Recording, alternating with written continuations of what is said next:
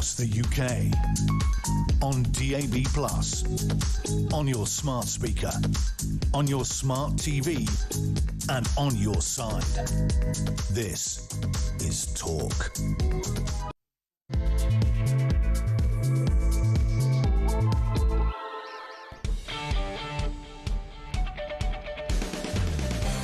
Very good morning to you. It's Thursday, the 14th of May, and I'm maintaining the belief on Resignation Watch that on day 3 of this unending drama, it's finally going to happen. The front of the Mail, streeting to ignite Labour Day of anarchy.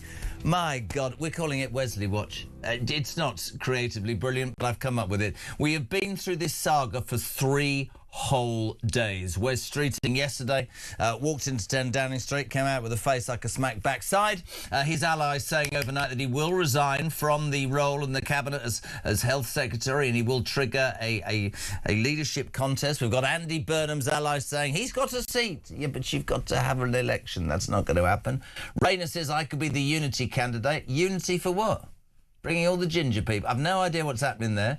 We've got Ed Miliband, whose wife doesn't want him to stand, but says he might have to stand. And I will just throw this in the mix. For anybody who has been following this, I think they'll all be doing deals with each other. I think Streeting probably couldn't win if it went to a vote, but I've no doubt that if he sticks his head above the parapet, somebody will say to him, well done. It was an absolute day of high drama that started, ladies and gentlemen, on this programme, Alarm Clock Brits, with the non-appearance of Charlie Rowley, a man who works tirelessly to provide political commentary of an unbelievable quality. He was at home with the sheikhs. Now, some of you might deem from that he's got a drinking problem. I've no idea. But no, he's climbed from his sickbed and he's here. Charlie Rowley, my hinge to my bracket. The hinge to my bracket is here. And thank you for having me, and thank you for the love and support yesterday. But I neither felt that I could be hinge or bracket. No. There is just one point I want to make. You said that you were ill yesterday and you couldn't come on, you couldn't phone us and be on the show because you couldn't hold the phone. But you texted us, Charlie. Well, how do you? We've asked you on a line. What's happening? I think what I actually said, I couldn't think or move. Are you better anyway? I am. I think it's been high drama for the last week since the local elections are non-stop. So when your body tells you need to stop, you just need to. My body told me years ago to stop. It's absolutely knackered. 6:05. Good morning, Alarm Clock Brits. You with Talk, of course, the home of common sense and the home of you, the Alarm Clock Brits, whose views on the news we want. We are going to be at it again today for the next 4 hours. 0344 499 1000. Tommy's taking your calls. Who's going to get the first voice note in this morning? Is today the day? Please, God, it is. You can also text the show, 87222.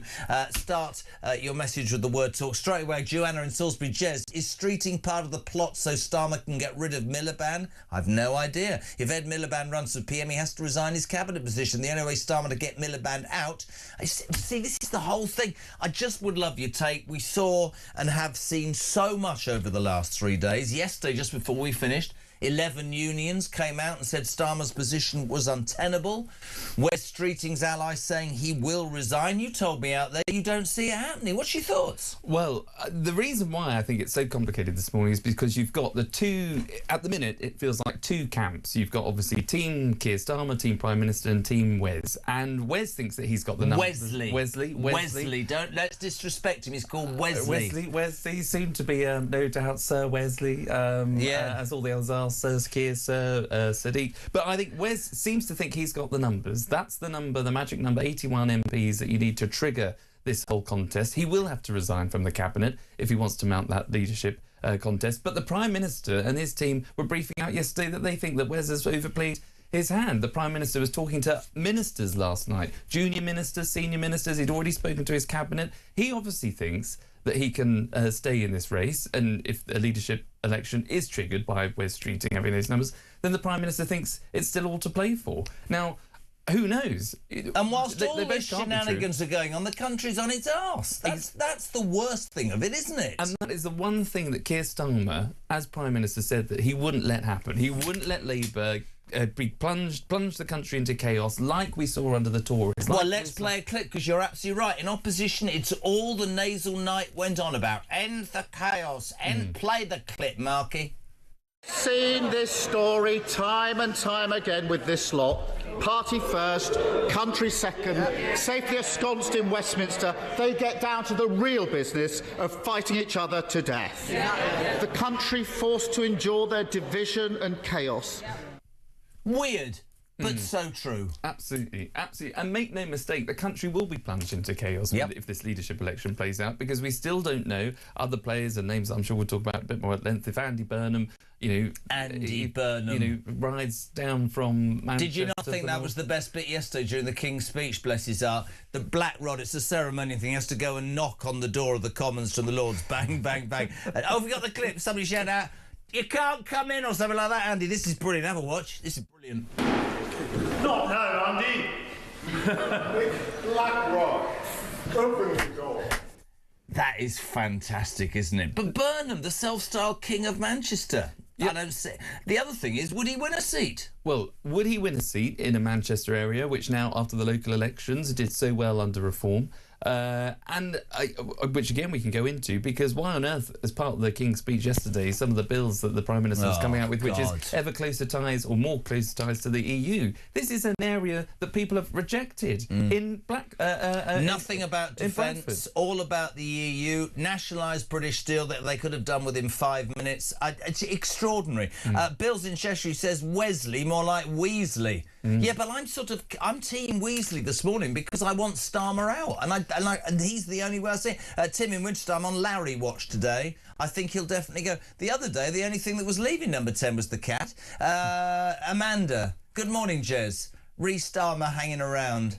I find myself humming that old Wham song, "Wake me up before you go." For God's sake, man, get on with it. It's true, isn't it? Well, absolutely. But it is fascinating how this has all come about after so many days of briefing that this is going to happen. It now looks as though it is finally going to happen, but triggered by a man who, even if he does have the numbers, if Wes Streeting does have that magic number of 81 MPs to say to the Prime Minister today, these are the people that are backing Wes. So, Prime Minister, there's going to be a leadership election. Wes Streeting has a much more difficult path to actually win. I don't think the membership. I think he knows he won't win. You can laugh until, and I don't like Ed Miliband at all, but I very much suspect that something will happen whereby Wes Streeting will be acknowledged as the man that brought him down and be given a... I mean, you just don't know with these people. They're all in cahoots the whole time. We should tip our cap, and I mean this massively, to Kemi Badenoch yesterday. I thought it was the most extraordinary performance. She literally... I mean, even Starmer laughed at this. Quentin Letts in the Mail described it as filleting Wes Streeting. I mean, I'm going to play this clip. He looked like a naughty schoolboy that had been called out. She's bloody good at PMQs at the moment. Just take a look at this, Pete. I suppose the Health Secretary has been a bit distracted lately, hasn't he? Yeah, hasn't he? Yeah. He's chuntering now. Why don't you just do your job? Do your job. Even worse, Mr. Speaker, is what isn't in the gracious speech. There's no point in him giving me dirty looks. We all know what he's been up to. We'll know. Even worse, Mr. Speaker.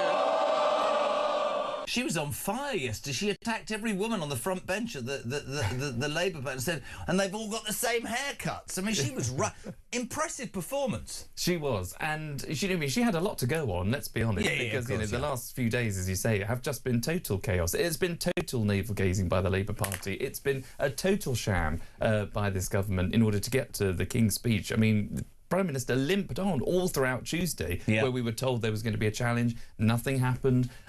People rallied around the Prime Minister. He's got through yesterday, but today seems to be the day that there's going to be someone's going to pull the trigger. Somebody's going to pull the trigger today. We're told. I wonder what our monster raving Labour Party are going to serve up today. Whatever it be, it'll be laughable and embarrassing. Gary and Brecon, I couldn't agree more. Good morning, Liam. Good morning, Jeremy and Charlie. Glad you're feeling better, Charlie. I think today's going to be the day. He has to go. He's just got nowhere else to go. Do you agree with that? What do you think, peeps? Alarm clock. Brits, I know what you're doing. You're doing what you always do, bless you. You're up and at it. You're out of work. You're coming back from the night shift. You're trying to move your kids along. It's madness, isn't it? This is the point, Charlie, where people get angry. Because these people are trying to, are supposed to govern our country, legislate, bring in laws, make our lives better. And one of the things that's so obvious to me is that people are fed up with politicians just just showboating. And for him, I don't care what anybody says to me. Somebody said, oh, you keep going on about Starmer, because he made such a play, didn't he, in opposition about cronyism and jobs for the boys and I'll do it correctly. This man has put every single part of his own personal ambition in front of anything that's right or proper about this country. Do you want to know something really weird about this show today, right? And some of you will dip in and out. I've got 2 Labour MPs on this show who support Keir Starmer. I mean, how does that work? Well, let's hope that there are 2 that are actually on the list of names of people that actually do support the Prime Minister, because there was a list of about 100 MPs that were published where a few of them didn't quite know that they'd signed up to that letter. So that's why we still don't know. Who I'm loving the hand movements this morning. Who signed? Don't start. Morning, Pete. Good morning, Jez. Well, Starmer, still too arrogant to resign, the man is. I think they'll be there till well after the summer recess. You know, this man has such a problem, isn't he? He won't go. Everyone hates him. He knows everyone hates him. Yeah, it might give David Lammy a chance at running. Don't ruin my morning. How could anybody have David Lammy as the Prime Minister? Well, that would be extraordinary. And, Calamity Lammy. I would leave. Yeah. Which is probably what everybody wants, so there we go. Good morning, both. I can't help wondering why Wes bothered to go to number 10 just for 60 minutes. Why didn't he just send Starmer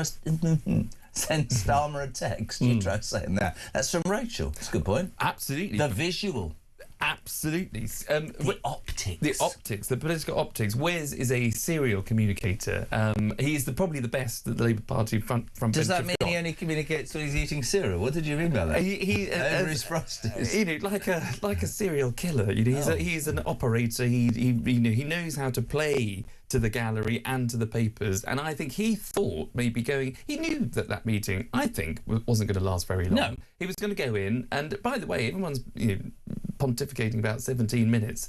It would have been a lot less than that, because you go into number 10, but you get seated outside for about 5 minutes until the Prime Minister will say, or someone will say, the Prime Minister will see you now. So their conversation was less than 17 minutes. It was probably about 5 to 10 minutes, where Wes probably would have said, right, I'm really sorry, I've got no faith in you. And the Prime Minister probably said, OK, well, what do you want me to do? Wes probably said, I think you should resign. The Prime Minister probably said, well, thank you very much, I'm not going to do that. And Wes probably said, thanks very much. But this is the thing about Starmer, right?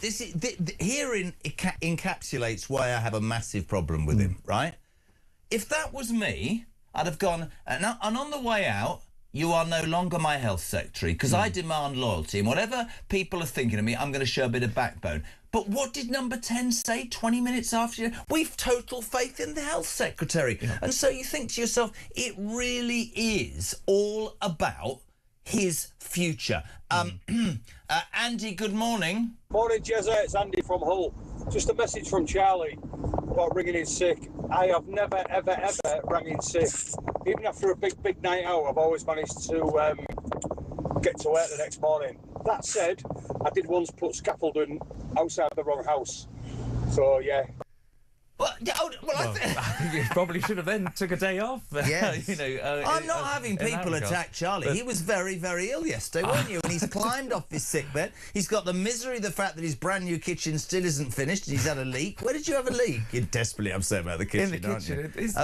It wasn't a personal leak. 3 to 5 days. In fact, if that gentleman wants to come and fix my kitchen, although we don't require scaffolding. Did you have a recommended installer? I did. Did you? Do you want to talk about it? Should we name and shame? No. I don't think. I don't give a damn. The audience figures came in yesterday. We're flying. But I don't care what anybody says what. I was quoted 3 to 5 days. This is 3 weeks. So you were at home yesterday because you were. So you weren't ill. You were depressed about your kitchen. No.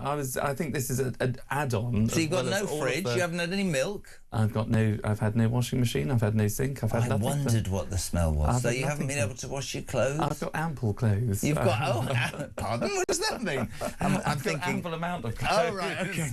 Large clothes. 0344 499 1000. Lee in Market Harbour. Good morning, Jeremy and Charlie. Did you see Lammy try to kneel in front of the King yesterday? He couldn't even get that chat right. Totally useless. Have a great show. Did you see him try and Neil? I did see that, yes, yeah. And I sort of thought, well, everybody, God loves a try.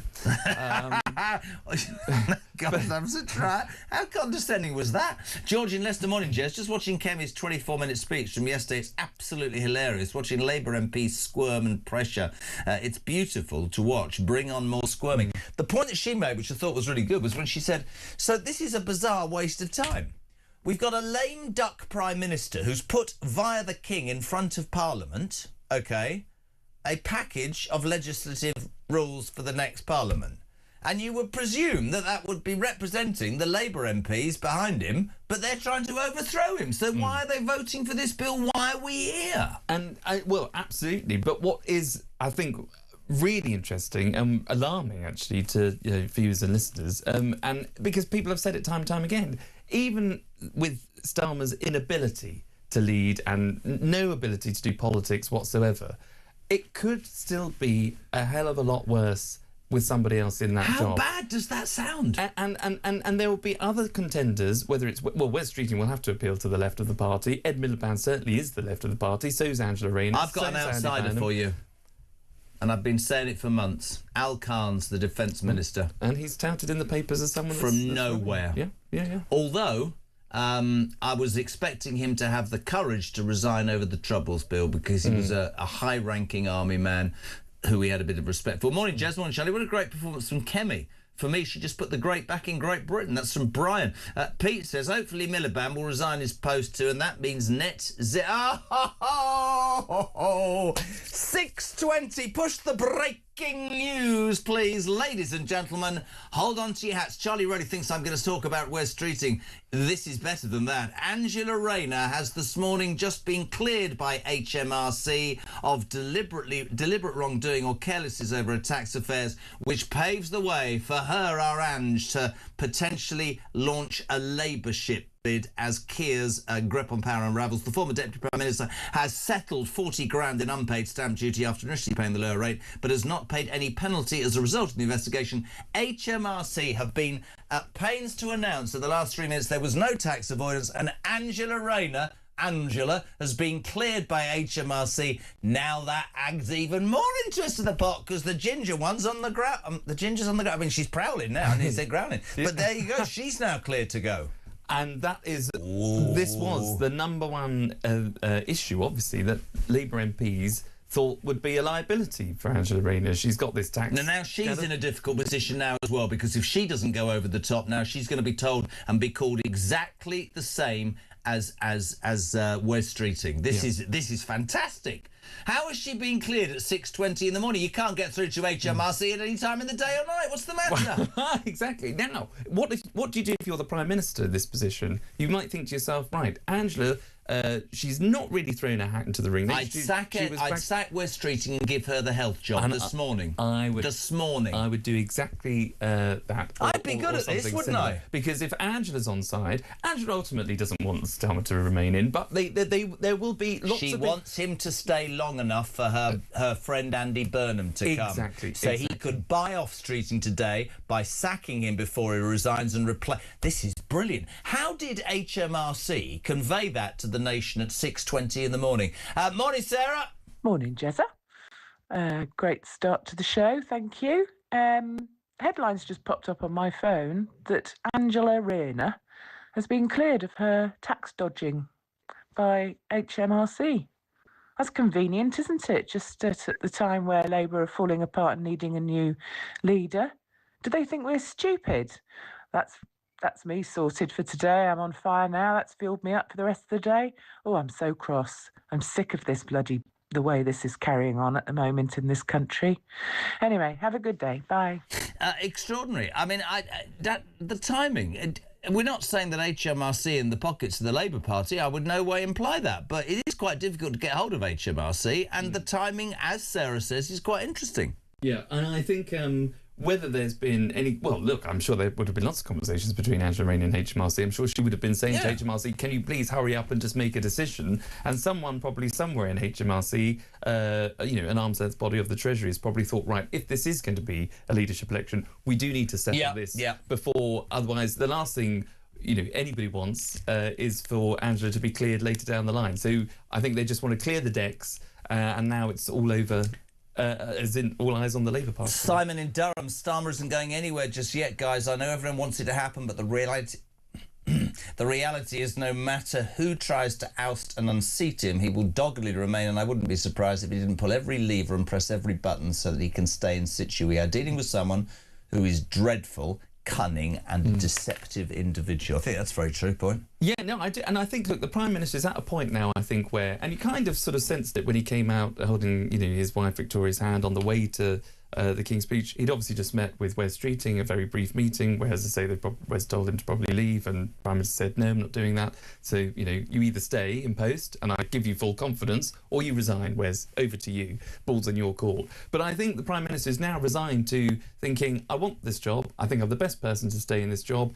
There's a process. He is a very process-driven man. We know that. Well, Angela Rayner will get 81 votes, let me tell you. And the Prime Minister... Well, and that might change things this morning. Yeah. But certainly as of last night, the Prime Minister was probably going to bed thinking, if they want to mount a challenge, let them mount a challenge. There's a process. They need to get the numbers, but I'm not going anywhere. I'll be part of that fight. And if the MPs and the members do want to get rid of me, that's when I'll go, but not a day before, because he probably... God, if you're just joining us on Talk Breakfast Home of Common Sense, we're waiting on Wesley Watch, and it's just come in that Angela Rayner has been cleared by HMRC of deliberate wrongdoing or carelessness over her taxpayers. She's settled the 40 grand. She's now in the clear.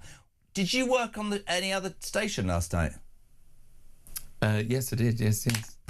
I mean, Sam in Barnsley says, Jez, you need to take him to task. He was well enough for another station last night. Well, it was to be... I mean, I didn't even know this. I feel cheated now. It was before coming here. It wasn't last night. Well, it was early hours of this morning, so before coming here. Okay, all right. Just feel a bit let down, to be honest. Well, only because I'm joking, I've had 24 hours. They're on you. Sam in Barnsley. He was well enough for that other station last night. Where's his loyalty? I've had 24 hours in bed. I know you have, I heard. Jezza and Charlie, Phil in Coventry. Kemi was on fire yesterday. Best I've seen. A massive problem this morning, though. I've run out of popcorn. I mean, it's fascinating, all this, isn't it? Well, it is. And she will have to position herself, just as she did yesterday, to say that, look, this is complete Labour infighting.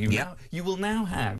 Can you imagine where Angela Rayner obviously mounts a bid this morning? I'd love her to enter. I don't care what anybody says. I just think she's absolute box office. Well, and her... I'm barking mad, but box office. But bear in mind also, she did categorically rule out, even before the tax affairs issue, when she was Deputy Prime Minister, she ruled out ever wanting to run. So she could do a deal with Ed Miliband, for example. She could say, Ed, I'll be your Chancellor. You see, they're all in it. So, this is how people get jobs in television and radio studios. They run around saying, oh, if I do that and you do that and I do that. But we could possibly see now that if one person obviously comes out with... They'll all come out. And that could include... Yvette Cooper might fancy her chances. Yvette Cooper? Darren Jones. The Prime Minister, all these Darren names. Jones is deranged. The boats are full of ladies and children. Yeah, you need to wake up and smell the coffee. Yvette Cooper... The most ineffectual... Oh, my God, don't start me on her. John Healey is another name that was touted not so long ago. Yeah, not very good at moving boats too quickly, is he? But all of these names, I know they've not been front, but they could be the ones that sort of come through to say, look, you've heard about all these other candidates for far too long. That's Labour infighting. I can be the unity candidate. All right, I'm going to put you on the spot before we go to a break. Charlie Rowley on fire this morning. Who's going to be the next leader of the Labour Party and thus Prime Minister of the United Kingdom? Go on, whenever. Whenever it happens, who is it? I still got a feeling it's Ed Miliband. Oh, God, I've got a little bit sick in my mouth. 0344 499 1000. It is Thursday morning. We're on Wesley Watch, but just broken the news that Rayner has been rescued. She's been cleared of any deliberate wrongdoing by the HMRC. She's now able to mount a challenge. It's tragic Thursday. This is brilliant, though, isn't it? What a terrible thing to say, but the country's, in dire need, and this lot are just doing whatever. Jimmy on Rayner, good morning. Morning, Jezza and Charlie. It's Jimmy from Hull here. Just heard your breaking news regarding Angela Rayner being cleared by the HMRC. Let's just say, in my opinion, is it a case of better the devil you know with regards to Keir Starmer? I know we all dislike him, but if Angela Rayner was to mount a leadership challenge and gets in, ultimately, I think we're all doomed. Keep up the good work.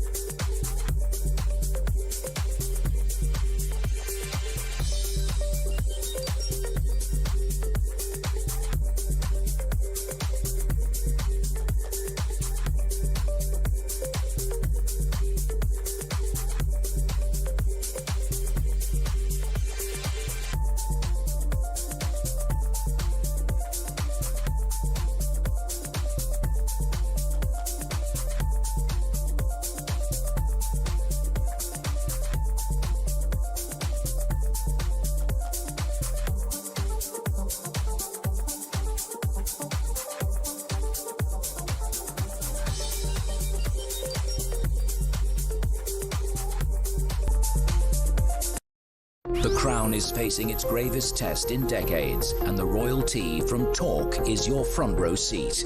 With royal reputations under pressure and probing questions about public trust, we unpack every twist and revelation with the biggest names in the business. From the throne room at Buckingham Palace to a mansion in Montecito, we follow every royal ripple. Never miss a moment of The Crown in crisis. Subscribe to The Royal Tea from Talk on the app or wherever you get your podcasts.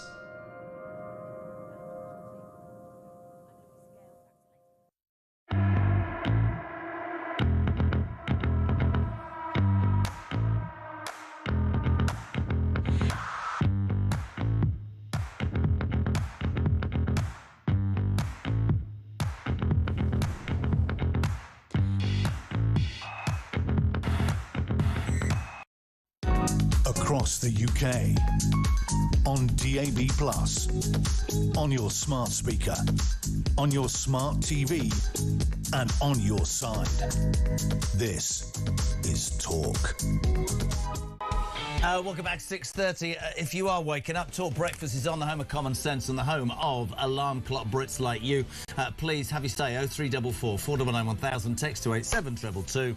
So we are on Wesley Watch. Streeting due to resign this morning and kickstart this country and the Labour Party into sort of chaos. But in the last 5 minutes, if you haven't heard the news, Angela Rayner has been cleared by HMRC suddenly at 6:20 in the morning, of deliberate wrongdoing or carelessness over her tax affairs, paving the way for a potential leadership bid. She settled a 40 grand unpaid stamp duty bill.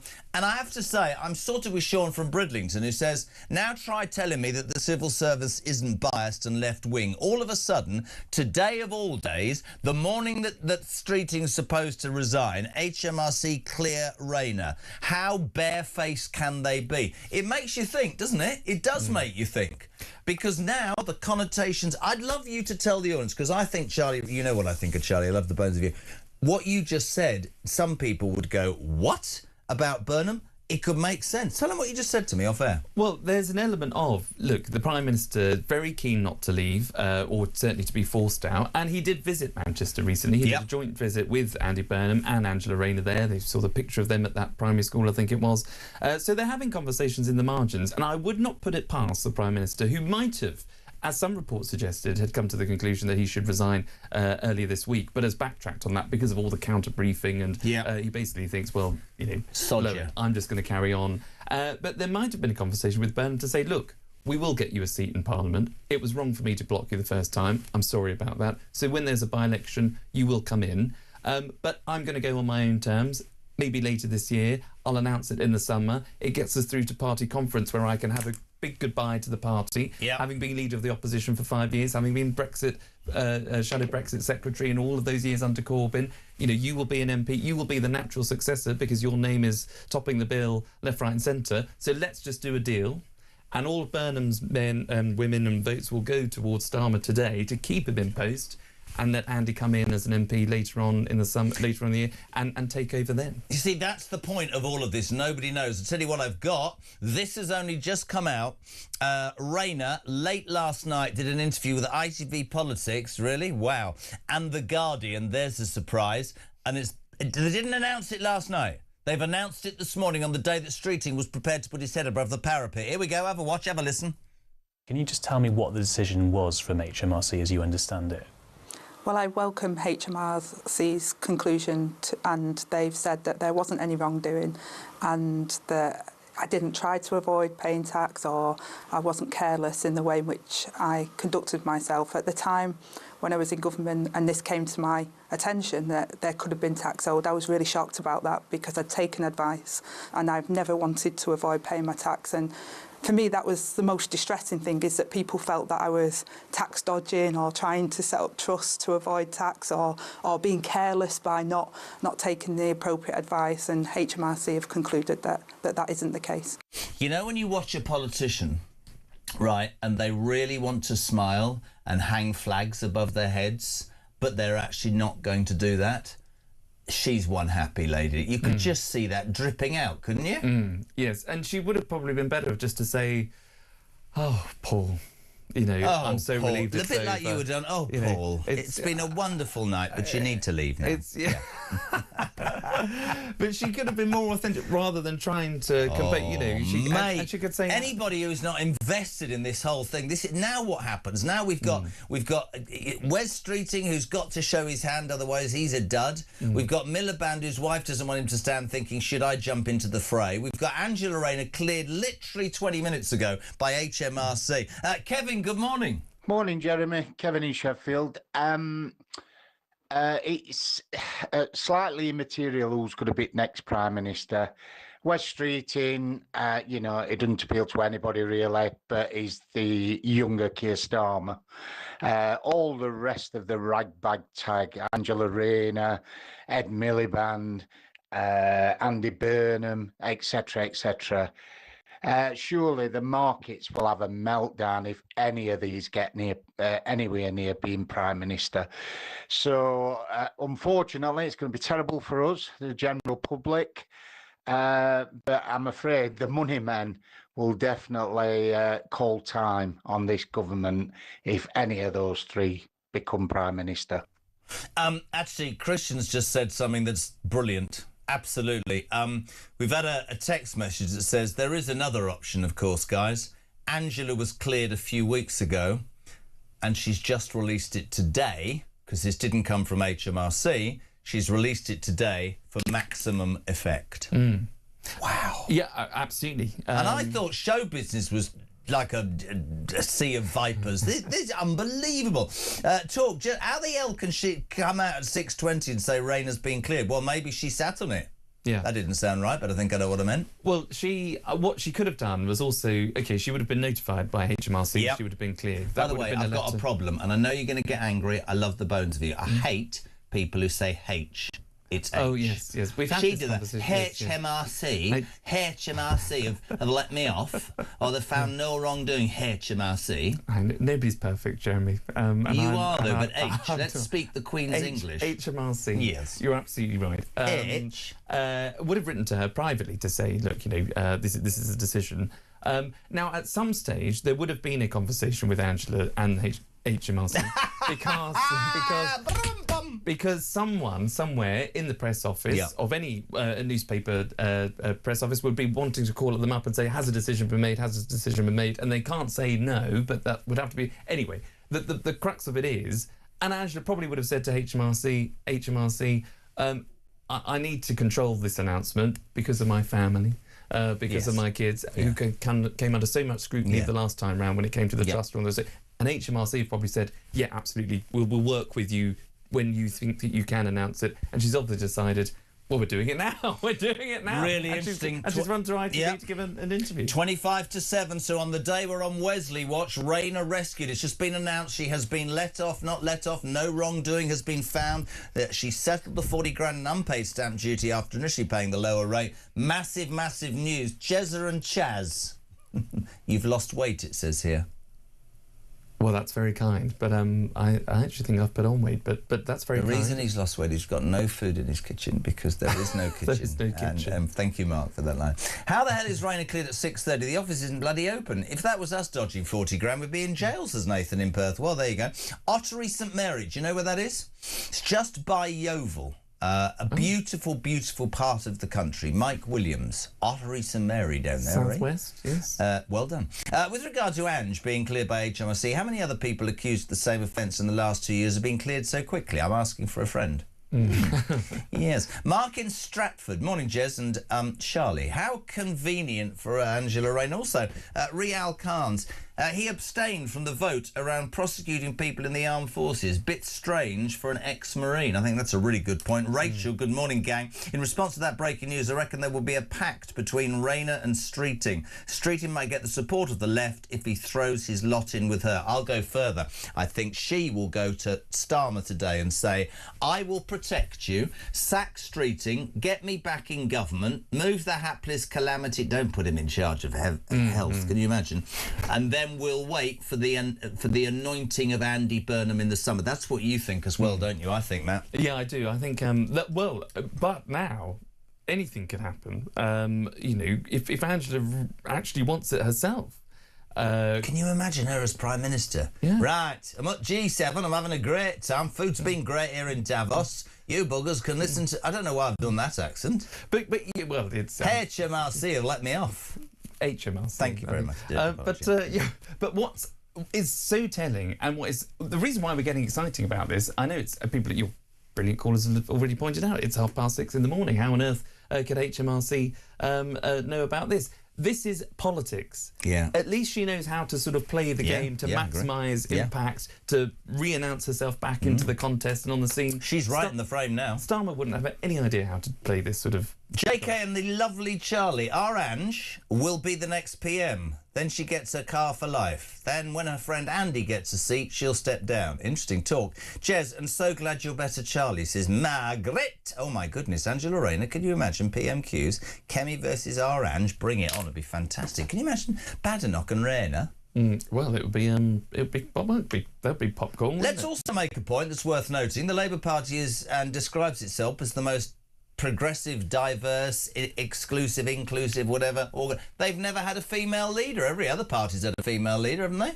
They have, yes, yeah. And now, that would be one of Angela's arguments. Bring it on, Ange. I mean, I'd vote for Ange today. if I could get rid of the nasal note, I'd vote for Ange. She likes a posh boy, doesn't she? Sue from Essex, JK and the beautiful Charlie. You're getting sympathy now. Welcome to the world of Stranger Things. If this was a film script, it would get thrown out for being utterly ridiculous. Joe, Jez, Charlie, odds-on favourite Ed Miliband. Get the candles in. You lot are on it this morning. If Yvette Cooper was PM, to me that would be a complete balls up. Do you see what the person did there? I did, because she's Mrs. Balls. Yeah. Dan, what? Morning, JK and Charlie. I don't know whether I'm watching a government or an episode of Traitors. I bet all this fiasco, the silly Labour members vote for Drama Starmer anyway, and we'll be right back where we started. No, I don't think the members will vote for him. I don't. When those unions came out yesterday and said, no, hold on a minute, 11 of them said he's not right. Yeah, no, I think for the Prime Minister, if it goes to the membership, he's toast. Clayton in Dartford, Stamani is the Millwall of politics. Everybody hates him. He doesn't care. Let's go with the football analogy, because as we head to this break, you came up with a theory that some people would think is mad, but I actually laughed my head off. Well, I think given that the Prime Minister is so determined to hang on, you've got to have reasons to hang on. Yeah, listen to this, peeps. And I think one of the reasons, as the Prime Minister was so delighted to tell us yesterday, that he is a gooner. He's a massive Arsenal fan, like you. And like me. And I think he will want to go to Budapest at the end of the month to see Arsenal in the Champions League final as Prime Minister. Why? Well, because he gets a private jet. There he can go on Eurostar. How are you going? I haven't actually got a ticket. I'm waiting for probably friends down the corridor. Not that I've got any. At Talk Sport. Okay, let's just start this. We need to get Charlie Rowley to the European Cup final, don't we? Let's see if we can get you a ticket. If you come along. I'm not watching such a team. I'm in my own battle with West Ham. You can shove it where the sun don't shine. Would you go on a private jet with Keir Starmer? I would, yes. Yeah, you would. If he phoned you up this morning and said, please come to Budapest and be my chief badge, you'd take that job, wouldn't you? You shallow human being. I'll carry your bags, Starmer. So everything you believe in has gone out of the window. That, my friends, is politics. Yeah. Wayne, good morning. Morning, Jessa. It's Wayne from Erdington in Birmingham, mates. Today might be the day that we get to know if that little weedy man's moving. Morning, Mr. Rowley. Keep up the good work, guys. I don't know who we get, but it's got to be better. Well, I don't know. I am being careful what I wish for. Keep up the good work, Mucko. Goodbye now.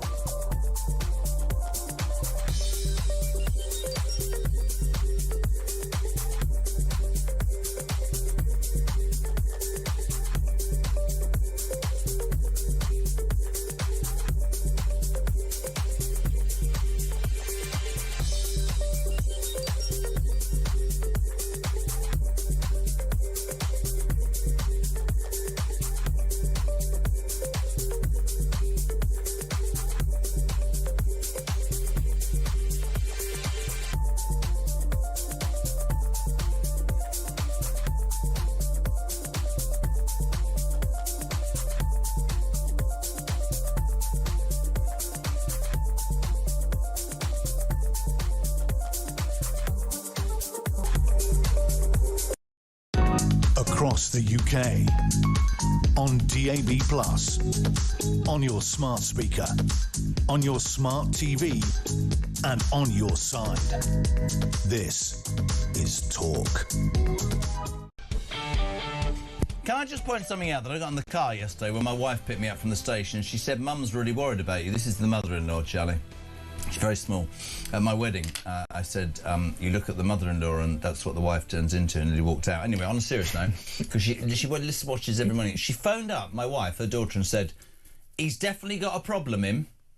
And Vic went, what? He's got a problem with acid reflux. And Vic went, what are you talking about? She went, I tuned him, we're doing me ironing. She's not from the north, so I don't know why I'm doing that accent.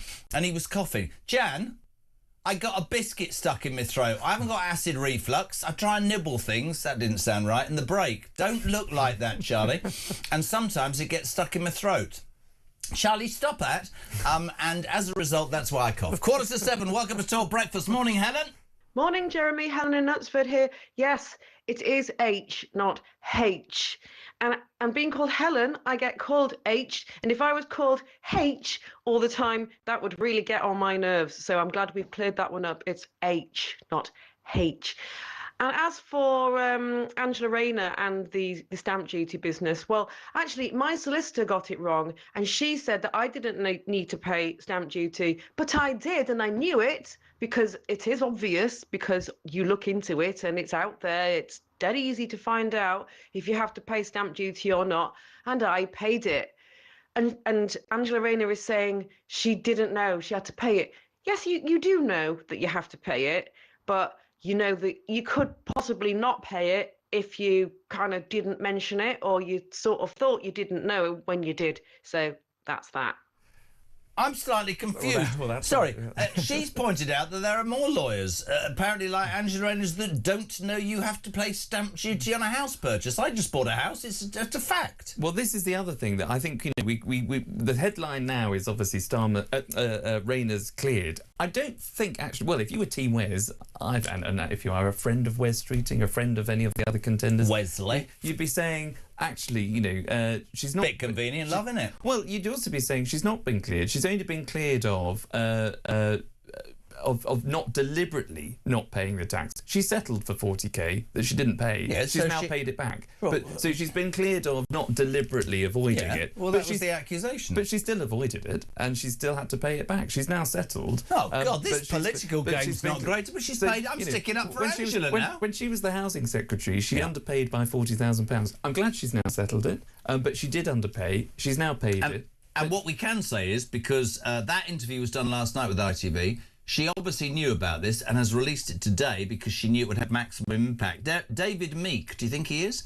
Just a second. We don't know what the HMRC letter said regarding Angie's taxes. Only her take on what the letter said. Did she repay the 40 grand? Was it demanded? Only one side of the story. That's David in Worcester. Very interesting. Ches, can Anne show the HMRC final bill she's paid? Because the 900 I've been trying to pay since 2016, is now £10,000 with added interest and late payments fees. Also, advise us normal folk how the Anne just managed to get through to anyone. She's a frigging magician, says Dunk in Salford. Is anybody seriously called Dunk? Duncan? Very good, with a K. Don's in Stalybridge. Have you been to Stalybridge? No. No, neither have I.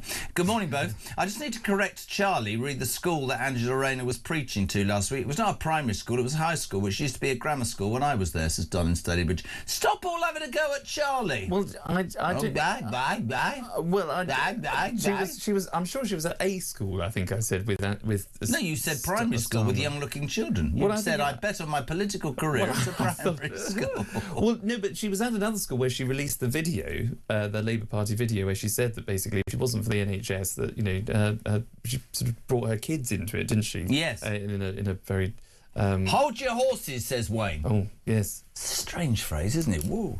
However, the amount remains the fact she failed to pay the correct amount of stamp duty, as she has still had to pay the 40k. So HMRC might not be punishing her, but she's 100% guilty of not paying the correct stamp duty at the time. Don't let her off this easy and be fooled by the smoke and mirrors. What? The what? Where are the... What? Well, and that's another thing. Because, what is? Because we've only now heard Angela's spin on it, where she said, I've been cleared of not deliberately avoiding it. Yes. I've now settled, and HMRC have said that I wasn't trying to be deliberately evasive or try to avoid tax. So she feels she's cleared on that part, but she has had to repay that £40,000. So now I think But she was given bad advice. Don't be so harsh she was on given her. bad advice, but we will have to. I think we will now have to hear. I'm only joking, by the way. From HMRC when they wake up. Well, hold on a second. Ridiculous comment. I mean, I understand where you're coming from. We'll now have to hear from HMRC, which will take about 10 years. Well, by which time she'll have been Prime Minister, if that's what she wants to do, and in fact been sacked. Well, I think for being useless. Someone from the press office at HMRC will be getting calls no end, so they will have to put out a statement. But they won't be answering the phone because they're not there. They're at work from home and they're out swimming. There will be some. I'm sure the chief executive of HMRC, even they, whoever they are, can see that of such magnitude as this story will gather, that they will have to make a statement. This is interesting. I've been asking people, because it's a bit celebratory. Julian says, if Starmer goes by the weekend, we're having a celebratory Starmer queue. It's like a barbecue. It's a street party. We're hoping for change, so we'll look forward to that. A street party? A Starmer queue. And a what? And a street party. What did I say? No, that's right. That's streeting. Don't you start... No, streeting, as in street party. See, you're a humorous man, you are, aren't you? What do you think of HMRC? Terrible. They are the. What are they called? They are terrible. No. What's the? How do you say the name? HMRC. Oh, just HMRC. yeah. I think they are one of the worst performing. You can't get through to them. The whole thing's a joke. I feel sorry for people that have got issues with HMRC. I really do. I will only say this, and I would never criticise people, but from a personal point of view, they tend to have, you know, the ability to chase you. And not ever speak to you when you want to pay anything, for example. Morning, Steve. Morning, Jez. Steve from Manchester. Great show as usual. Nice to see Charlie's not got the shakes and the shivers anymore and he's not dying. I'll take it back then. I haven't got Charlie Rolly-itis anymore. Anyway, great show, mate. See you later. Your face, they're on it, aren't they? I didn't quite understand. I didn't quite understand. Well, yesterday he decided that because you had the shakes, he didn't go to work. He said he got Charlie-itis. Oh, well. But he said he's still got Charlie-itis and you seem to be back at work, which means he's got to go back to work. Don't you listen, man? What's going on with you? In this job, you take one day off, someone will be swooping in, so I've got to, power on through. Always. Nobody would sweep into your place, Hinge. Claire in Worcestershire, nobody's thought of this. This is genius. Surely now she'll have to pay back the exit payment the minute she goes back to government. That's an interesting question. You know, she got like 17 or 18 grand, which helps you when you're fired. Does anybody get 18 grand for being fired? Does she get to keep that if she goes back into government within a few months? That's a very good question. In fact, by being sacked for not paying her stamp duty, the government, in fact, the taxpayer, will have ended up paying half of her bill. And now she's back in the cabinet. Yep. That's a really interesting point. No, I think it is, actually, because I do think you have to, even as a special advisor, Is that what you were? Vaguely, I was. That was my title, but... Who were you at special advisor for? I never felt special. No. Or gave, you are special, but not in advice. that sort of way. Who were you special advisor to? I was Michael Gove for 3 years. Anybody else? From 2019 to 2022, and I was political advisor to Theresa May. Who? From 2017 to 2019. Sorry? So it's all my fault. So you were responsible for that ridiculous woman getting rid of all the police on the streets, were you? I wasn't with her when she was Home Secretary. Could she dance well? She was awful at dancing, wasn't she? She wasn't the best, but I think she acknowledges that. And, what was the best bit of advice you gave Theresa May? It's over. I offered her a cup of tea once. Did you? I did. Did she know who you were, or did she? She did. You know, well, we go through the same routine most mornings, and I would say good morning. So you were a tea boy, good basically. Good morning, Prime Minister. Good morning, Prime Minister. Make a tea. I had actually a very good job with Theresa May. I was effectively her weekend. A weekend squeeze. You were a weekend squeeze. I'm loving this. And we would travel to Maidenhead on Thursday, Friday, and spend the weekend together. Did you be in her house? I'd see her close and personal. Really? I think I saw her more closely than most people in. What was she like? She was. I liked her. I think she didn't show all of her character to the world, the media. See what you're saying in my ear. She was. She kept in touch with you? No. She had. We've met. Oh, have you? Yes, yeah. Is she bitter and twisted? No. You know, she. So you could be described as Charlie Rowley, something for the weekend, Governor. She used to go to the barbers in the old days and go, "I like something for the weekend." I think you know what I'm talking about. So Charlie Rowley, you are in fact a human contraceptive. Is what we're talking about. So Theresa May, and then you worked for Gove. Who was better? Who was more politically astute? Surely Michael. Yeah, I mean, look, Michael didn't need much advice at all. He was a joy to work for. I did a lot more work, it felt, for Theresa because she was useless. She was in a tougher position and therefore needed, I think, more support. So Theresa May and Michael Gove, I mean, two massive names. Why did you end up on the political scrap heap then? Boris sacked Michael on Boris's last day, and as a team of advisors, you have to leave with your boss. So when he sacked him, did Michael expect to get back into the next cabinet? He didn't, because it was then Liz Truss, and I think they were Boris. Michael was a fan of Rishi Sunak. So when you had the leadership contest between Liz Truss and Rishi, where at the time Rishi Sunak had more MP backers than Liz, but Liz won on the membership. Therefore, it was always difficult for Liz when she came in as Prime Minister, because she didn't have the parliamentary party behind her to get through legislation. You could find yourself in a situation where actually Wes might have, let's see by the end of the day, he might actually have the MP backers. They might recognise that actually he's the better communicator. But if it goes to the membership, well, the membership will elect somebody on the soft left. So therefore, you know... It's fascinating. I tell you what, it's utterly fascinating. Dan, good morning. Morning, Jezza. It's Dan from Kent. Yesterday, as Keir Starmer gave his nasal-whining speech, there's a clip going around with... Barry Gardner sitting behind him with a book on his lap titled The Fraud. This is all about Morgan McSweeney, Keir Starmer and the rise of New Labour. It just sums up Keir Starmer's premiership in the last 2 years and his ultimate trolling from Barry Gardner. Great show. Thank you very much indeed. A minute to go, Charlie. Honestly, thank you so much. Jezza and Charlie. Charlie, I'm not surprised you felt poorly, what with having to put up with that Jeremy every morning from Angela with red hair and a purr. What does that mean? Is that Anna Cat? What does that mean? I don't know. Angela Rayner. Angela. Is that? It's not. Is it Angela Rayner? No way. That would be exciting. Just quickly to sum up, 30 seconds. How do you see today going? Do you think he resigns? Wes Streeting?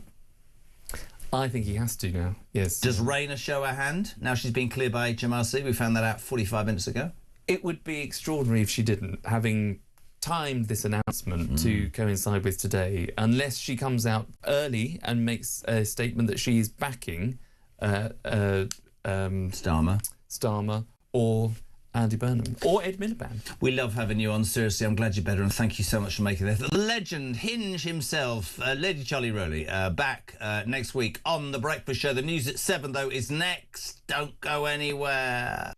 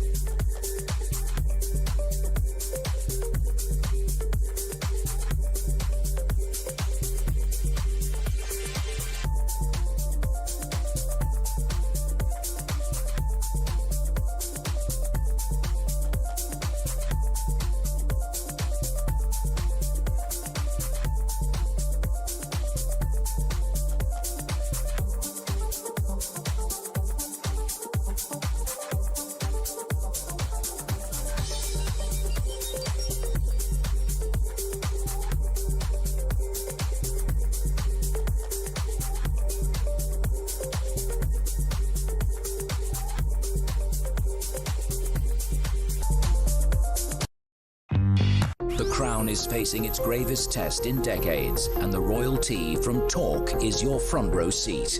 With royal reputations under pressure and probing questions about public trust, we unpack every twist and revelation with the biggest names in the business. From the throne room at Buckingham Palace to a mansion in Montecito, we follow every royal ripple. Never miss a moment of The Crown in Crisis. Subscribe to The Royalty from Talk on the app or wherever you get your podcasts.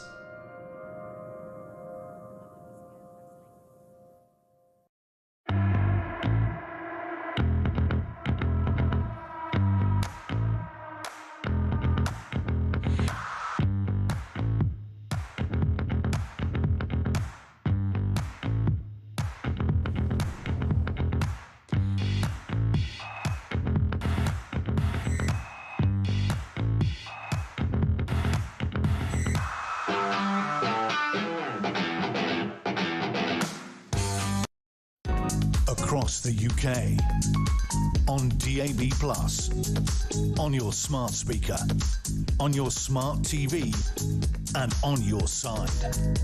This is Talk.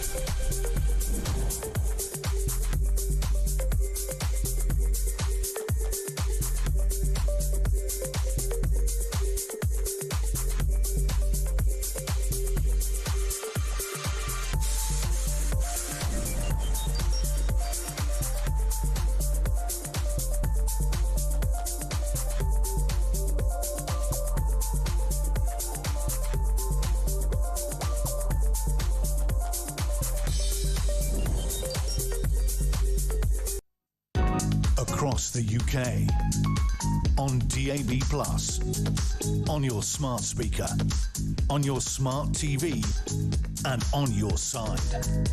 This is Talk.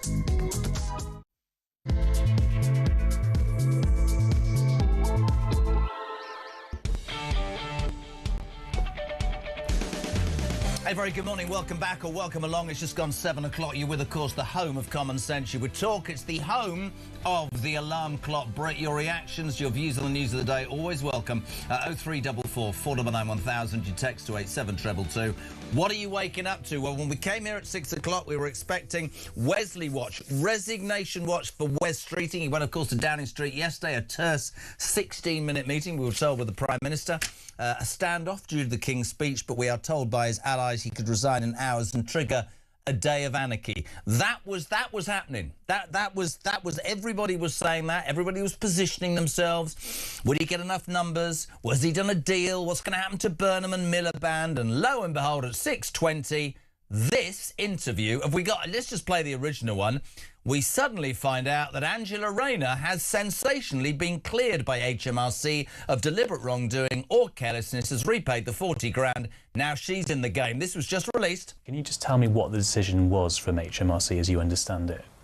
Well, I welcome HMRC's conclusion and they've said that there wasn't any wrongdoing and that I didn't try to avoid paying tax or I wasn't careless in the way in which I conducted myself. At the time when I was in government and this came to my attention that there could have been tax owed, I was really shocked about that because I'd taken advice and I've never wanted to avoid paying my tax. And for me, that was the most distressing thing, is that people felt that I was tax dodging or trying to set up trusts to avoid tax or being careless by not taking the appropriate advice. And HMRC have concluded that isn't the case. She looks very contrite, doesn't she? Many of you saying, well, hold on a second, that's a bit convenient. We don't believe that HMRC made that decision at 6:20 in the morning, presumably some days or weeks ago, and she's held it back for maximum effect, because today, if Streeting on the right is going to resign as Health Secretary and trigger an election, somebody on the left presumably needs to stand up to it. And Burnham, you know, the self-styled Messiah of Manchester, he hasn't even got a seat. That interview went further. They then asked her if she wants to be Prime Minister. Come on, Ange. Would you like to lead that team? Would you want to be Prime Minister? I want to deliver as part of the team. And I've always said that it is a team effort. It's not one person. It's not a presidential situation. We all have to pull together to deliver that. But would you want to lead the team? Because the team does have to have a leader. Would you want to be leader? We do have to have a leader, and we've got a leader, and I'm not going to go into hypotheticals, but... So you're not ruling out potentially taking over as leader? But I have said that we have to do better, and we have to drive forward that change. I did that in government. I was very successful. I brought in the Employment Rights Act. They said we couldn't do it in 100 days. We did. We had our detractors from it, and we still delivered it. We're talking in the abstract, though, really, aren't we? We're not getting to the nub of what's really going on right now in the Labour Party, which is that you're split down the middle. Some people say the Prime Minister should go. Some say he should stay. You're not really telling me what you think. No, what's happening in the Labour Party at the moment is we've just had a severe beating off the electorate, and our ministers, our cabinet members, our Prime Minister and our members and our voters are saying things have to change. And some people say change the leader. Well, some people are saying that. But what I'm saying is the delivery of what we promised the electorate is the most important thing that we need to be concentrating on at the moment. So no leadership challenge? I want us to pull together. Wow, 6 minutes past 7. Let's go straight to the main man, former government special advisor, my mate James Price. Good morning. Head in hands on that. Look at his face. Look at the phone. I mean, can you imagine, mate? I mean, good morning to everybody. Can you imagine Prime Minister Rayner? I mean, it's just, have we not been through enough of a century of humiliation for Great Britain already? It would be appalling for the country, but by Christ, it would make this job so much easier. It'd be brilliant, wouldn't it? Listen, we could just phone it in every day. Just so much, and the beauty for me is, right, and actually the listeners was loving it, is I've never understood or known such shenanigans went on. So this morning we all came in thinking, Wesley Watch, Wesley's going to resign. Has he got the numbers? Has he in fact done a deal with somebody like Miliband? I'll stand up and get shot down. You come in, I'll be your Chancellor. Then there's the Burnham thing. I don't get that at all. Some people are exploring the theory that he and Starmer are in cahoots. Starmer's ready to go and wants to wait till the summer so it's orderly and lovely, and then Andy Burnham came. But now HMRC, Angela Rayner, she didn't rule out standing, did she there? And if Streeting puts his head above the parapet today, she'll probably do the same. Yeah, I mean, I give her one thing and one thing only. She has a reasonably high level of low cunning to hold this announcement back to the best opportunity. But that's about all she's got going for her, right? I'm not trying to be mean, but she said there, let's take her on her own record. She was very successful in government. Her main job in government was to try and get some houses to be built. Labour had a target of 1.5 million houses to build over the course of the Parliament. They built maybe 200,000, something like that. I'm not quite sure how that's going to stay on target for the next few years. So she failed there. I think, in fact, the only person she managed to house successfully was herself over many different properties in her burgeoning portfolio. But apparently she's been cleared of any wrongdoing there.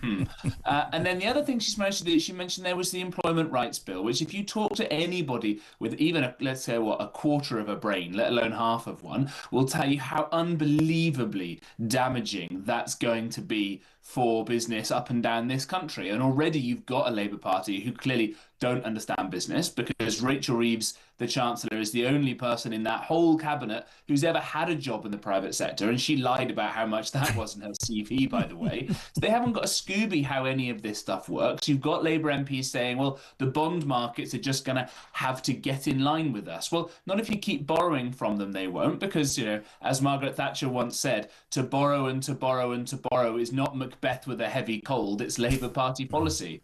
I just think these people are all totally abject. I mean, it's just a bad joke, isn't it, that any one of these people could be Prime Minister? Oh, listen, I couldn't agree more, but I'm just loving the fact that these people cannot remember what they said. Yesterday we had Starmer on saying, this man has lied. He's holding the country to ransom. It's all about his career. There's going to be chaos. Go, man, go. This was Angela Rayner a year ago. You've seen what she said last night to ITN. This was her a year ago when asked if she wanted to be Prime Minister. Have a listen, peeps. Absolutely not. And I don't want to be leader of the Labour Party. I'm very happy and honoured to do the job. What kind of politician are you? You don't want to be leader of your party? No, I'm very happy and honoured and to be Deputy Prime Minister of this country. And I've got a lot in my in tray to prove that I can do the job that I'm doing and deliver on the milestones for the people of this country. That's what I'm interested in, Trevor. You know this is being recorded, don't you? Because actually, that means one day, if you do, somebody's going to play it back to you. Absolutely. I'll be happy for you to play it back to me. I have no desire to go for the leadership of the Labour Party. My desire is to deliver for the people of this country who have given me opportunities beyond what I could have dreamed of. Yes. We might be playing that then, James. That's an interesting clip. Well done, Christian. That's brilliant, isn't it? Fantastic. I mean, what's the old joke? How do you know a politician is lying? Their lips are moving. I mean, these people, honestly, I think, honestly, the best outcome we could have is that they all manage this sort of circular firing squad of, you know, blanks, and that Starmer ends up just limping on. Well, this is really interesting because Mike says, Jez and James, I don't know how I can bring myself to say this, but I've come to the conclusion that Starmer is really the best of an appalling breed. Now I'm going to go and slap myself repeatedly. Isn't this country in a mess? I mean, there you go. I mean, the lack of talent on that front bench, we're talking... OK, Wes Streeting, let's strip this down, because you're an intelligent man. Wes Streeting... I mean, listen, a great communicator. The optics are always good, and I think he's had quite a meteoric rise. Let's not forget his parliamentary majority is just north of 600. He's in danger of losing Ilford North. But this man became Health Secretary, and within 3 weeks had sorted out the junior doctors' strike by giving them 28%, which caused many people to go, whoa! And then we find out within that deal there were no conditions which have stopped them coming back 12 months later. That, to me, doesn't smack of somebody who absolutely gets it, but I could be wrong.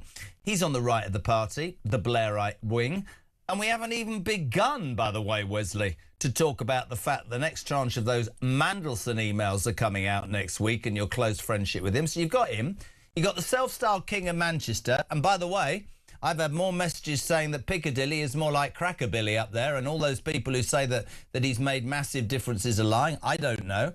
You've got Andy Burnham with no seat, who apparently came down on the train, first class, to Euston the other day to court MPs for popularity, despite the fact he's not in the Common. You've got Ed Miliband, whose wife doesn't want him to stand, but he's more shifty than a... I mean, honestly, I've never seen anybody look more shifty. And he walks with his bottom out, which I've never trusted a man doing that. I can't have that. It's no good at all. And now Angela, who you heard there a year ago, I never play it back. I bet she's got to stand today, hasn't she? If Wes Streeting shows his hand, she's got to stand up, hasn't she, for the left?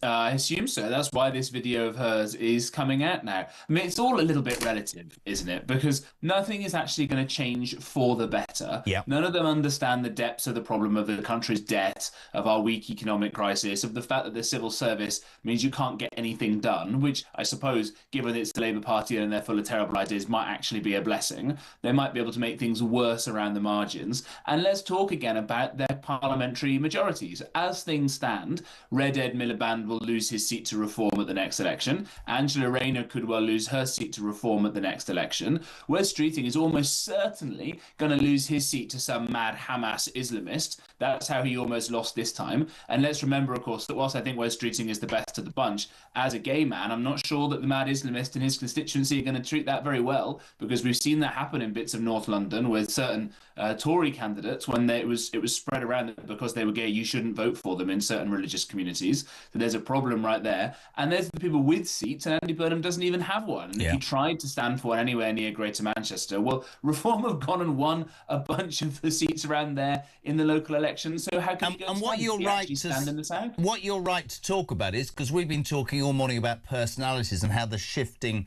change of this.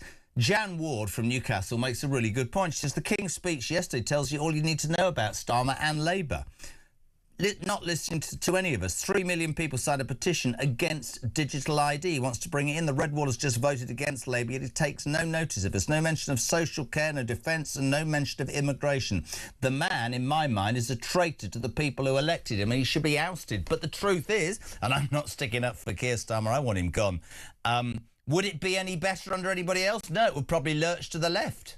And by the way, we had Labour MP. I mean, we've got the Labour MP for Ashford, Sojan Joseph, coming in next. She's a Keir Starmer supporter. I can't wait. I'm almost salivating at the opportunity. But, you know, you have to sit here and go, is the nasal night, the dreary nasal night, the best of an appalling bunch? Because this... But all of this goes on and the country's on its backside. I've got a voice note for us. Nick, good morning. Morning, Jeremy. It's Nick from Horsham. I think today could be a disaster for Starmer. We're going to get some Starmer karma come around if he goes. Let me tell you, mate. We need a Reform majority for the next election. The best thing that can happen is he stays in office, because he is destroying Labour from the inside, and Reform are going to be on for a majority. Worst thing that can happen is they get a new leader, gain some sort of popularity from the left, and it all goes Pete Tong. I hope Starmer stays in personally. I'll put up with it for another 3 years if we've got glory ahead of us. Cheers, mate. Interesting that, Jay, because I want to bring it away from Reform a minute and talk about what I thought was the political performance of her lifetime, and I haven't seen a performance like that for a long time, and it reinforced with me yesterday that Kemi Badenoch is the right person to lead the Tories, but sadly at the wrong time. Did you see her take on Starmer, but more specifically Streeting yesterday?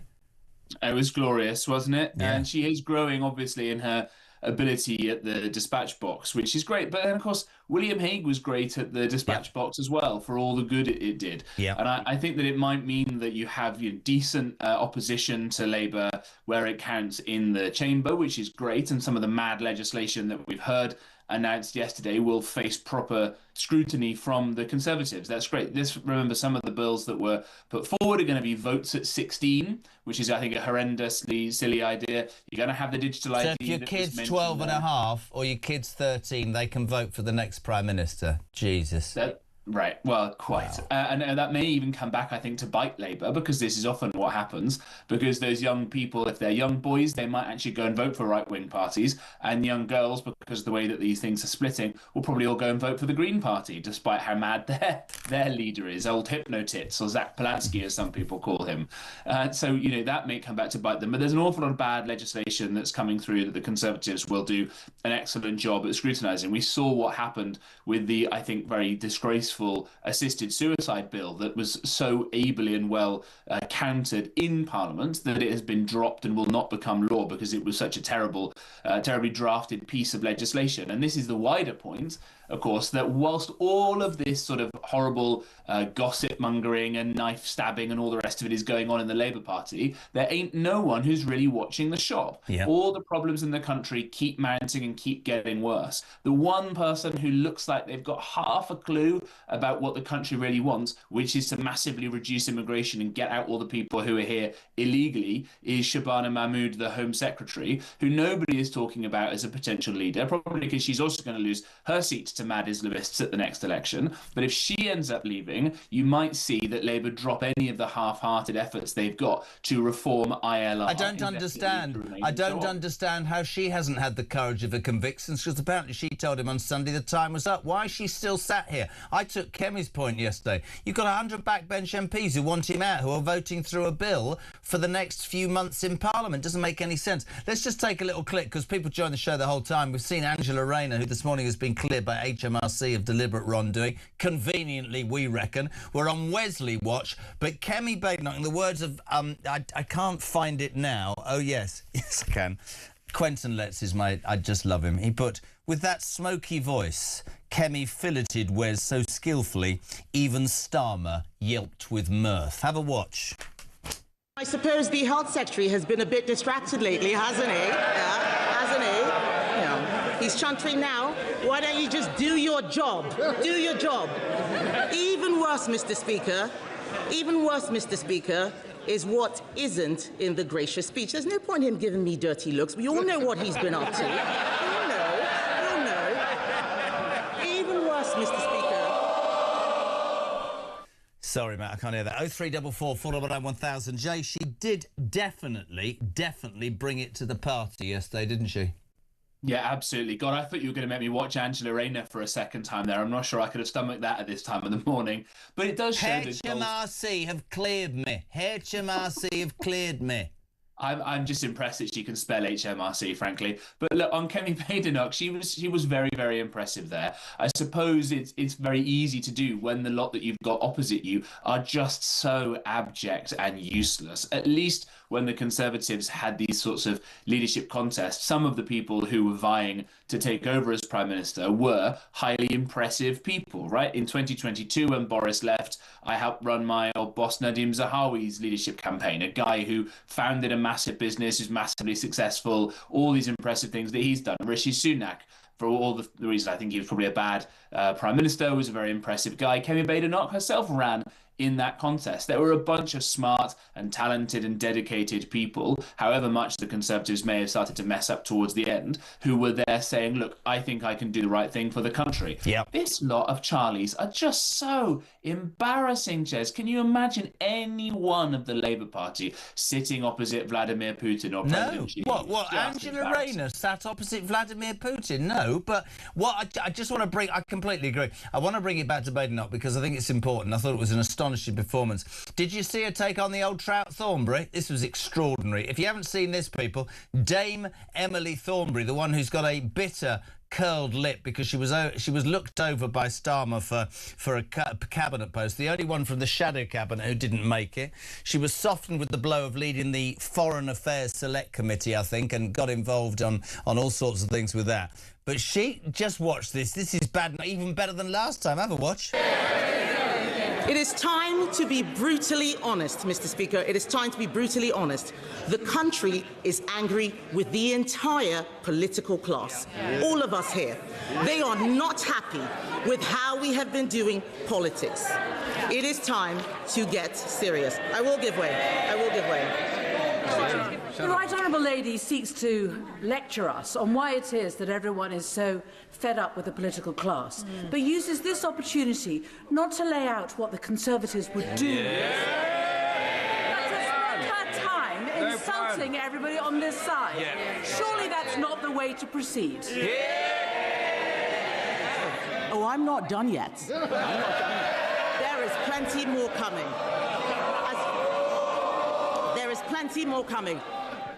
Brilliant. I haven't seen a performance like that, and you're all gonna laugh. That was Thatcher-esque to me. That doesn't mean I agree with a lot of what the Tory party are doing, and I do believe she will go down in history as the woman that was probably the boss at the wrong time. But in terms of performance in the House of Commons, yeah, brilliant. Where do you think this all leads today, mate? AM1, do you think Streeting jumps over the wall? I think you're probably right that Kemi Badenoch will go down in history as a great leader who never gets to be the boss. I'd like to be wrong about that.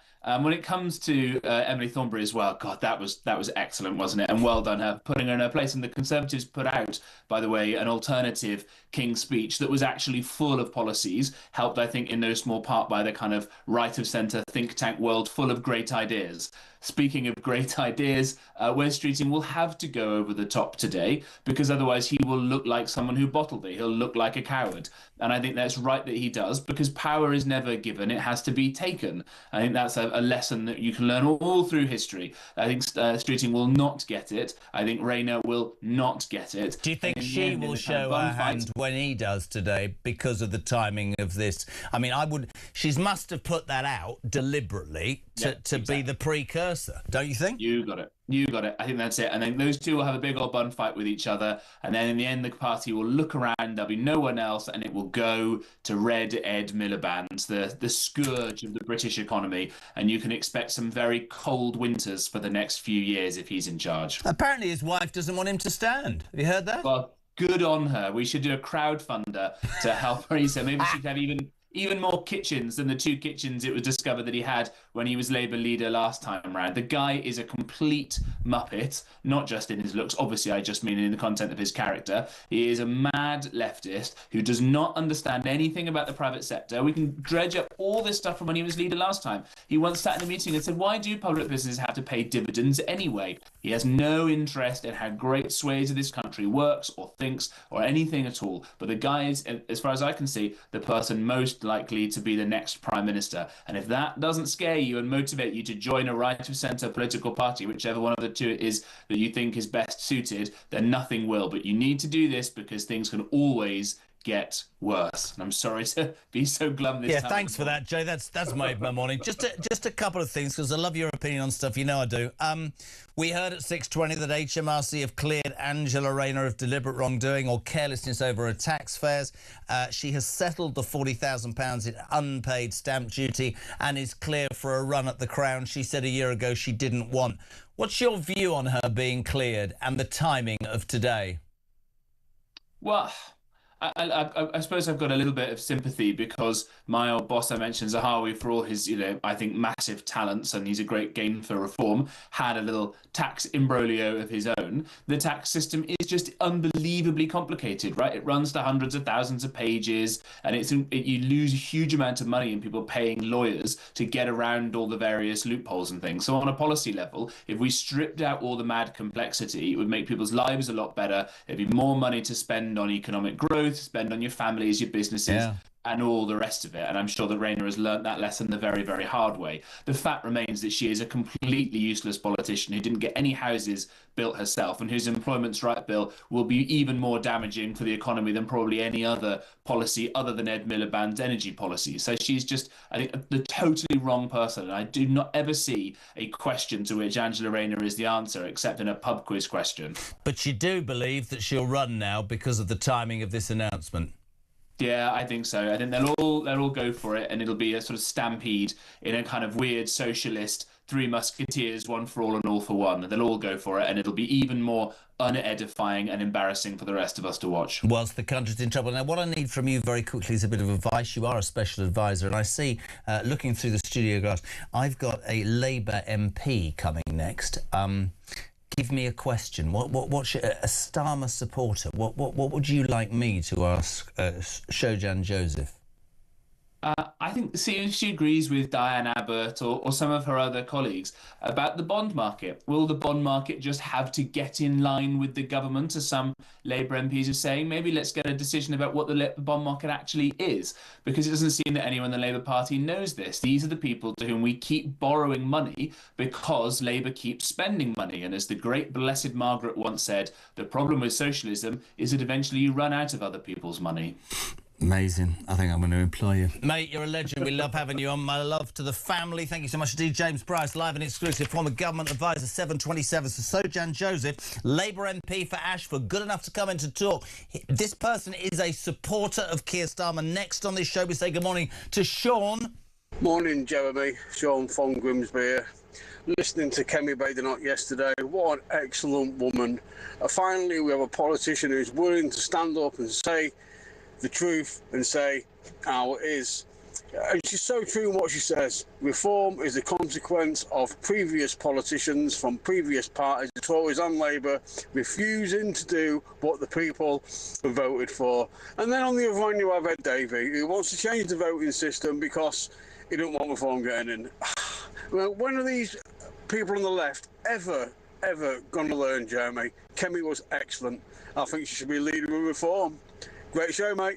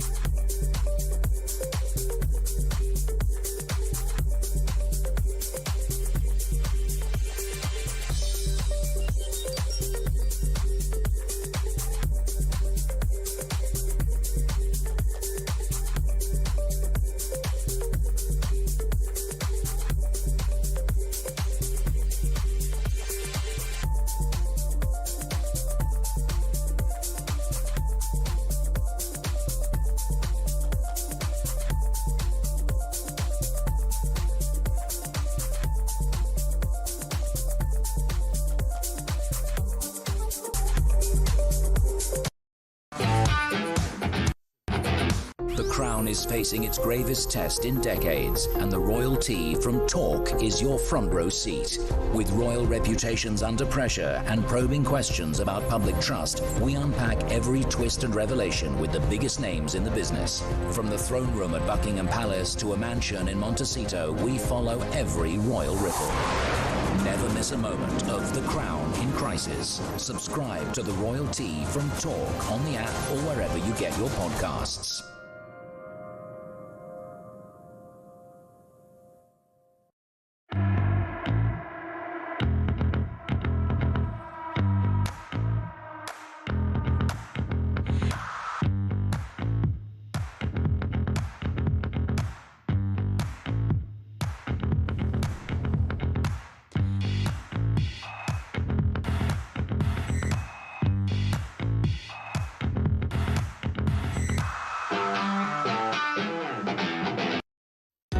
Across the UK, on DAB+, on your smart speaker, on your smart TV, and on your side.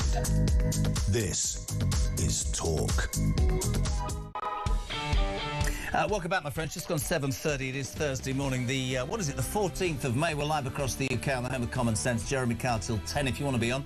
0344 499 1000. Text to 87222. And this, I don't know, Wesley resignation watch on the one hand, this reality show that is the Labour government right now. Everything fast moving. In the last hour and a half of this show, we are hearing, right, that Wes Streeting is preparing to stick his head above the parapet. Other sources in government are saying, has he got the numbers? Is he just a stalking horse? And if he doesn't do it, if he bottles it, what's the reaction then? At 6:20, we discovered that Angela Rayner has been cleared by HMRC of deliberate wrongdoing and carelessness over a tax affair. She's repaid the £40,000, and as thus, she too could stick her head above the parapet and do the bit for the left. Andy Burnham apparently is about to say that he's found a seat. I've no idea. Miliband's wife doesn't want him to stand, but he's sort of skulking in the shadows and everybody's thinking, my God, that could happen. Very rare, and I want to pay credit here to my next guest, very rare for the Labour Party at this moment to come and talk to us. I have great respect. The Labour MP for Ashford, Sojan Joseph, very good morning. Good morning. Thank you. Genuinely, thank you. Wow, where do we start? The theatre of madness the last few days. What's it been like for a backbench MP? Very upset. I'm a little bit frustrated. This is not where we want to be. We understand the local election results were hard for many of our supporters, but this is not the reaction. This is more of a knee-jerk reaction from some of my colleagues. We should be focusing on the work we doing at the moment. So you were one of the first people, the signatories, saying that Starmer's doing a good job. I don't want to disrespect you. What if I'm asking you directly, what good has that man done apart from Breakfast Club? Seriously. Well, we inherited a hell of mess from the previous government.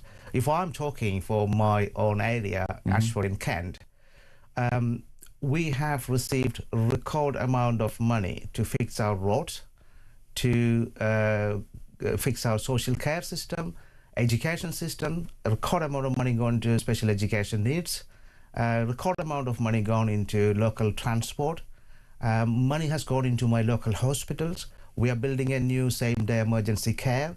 But if that's the case, why did almost everybody, even in your area, on the doorsteps of the local election say, we don't trust this government? Well, this is interesting, isn't it? Last May, we had a Kent County Council election. Reform Party won 58 seats. They had a landslide victory in Kent. And we had only very few areas we had election recently. Tunbridge Wells was one of them. And Reform did not win a single seat there. But that's not answering what I just said about Ashford.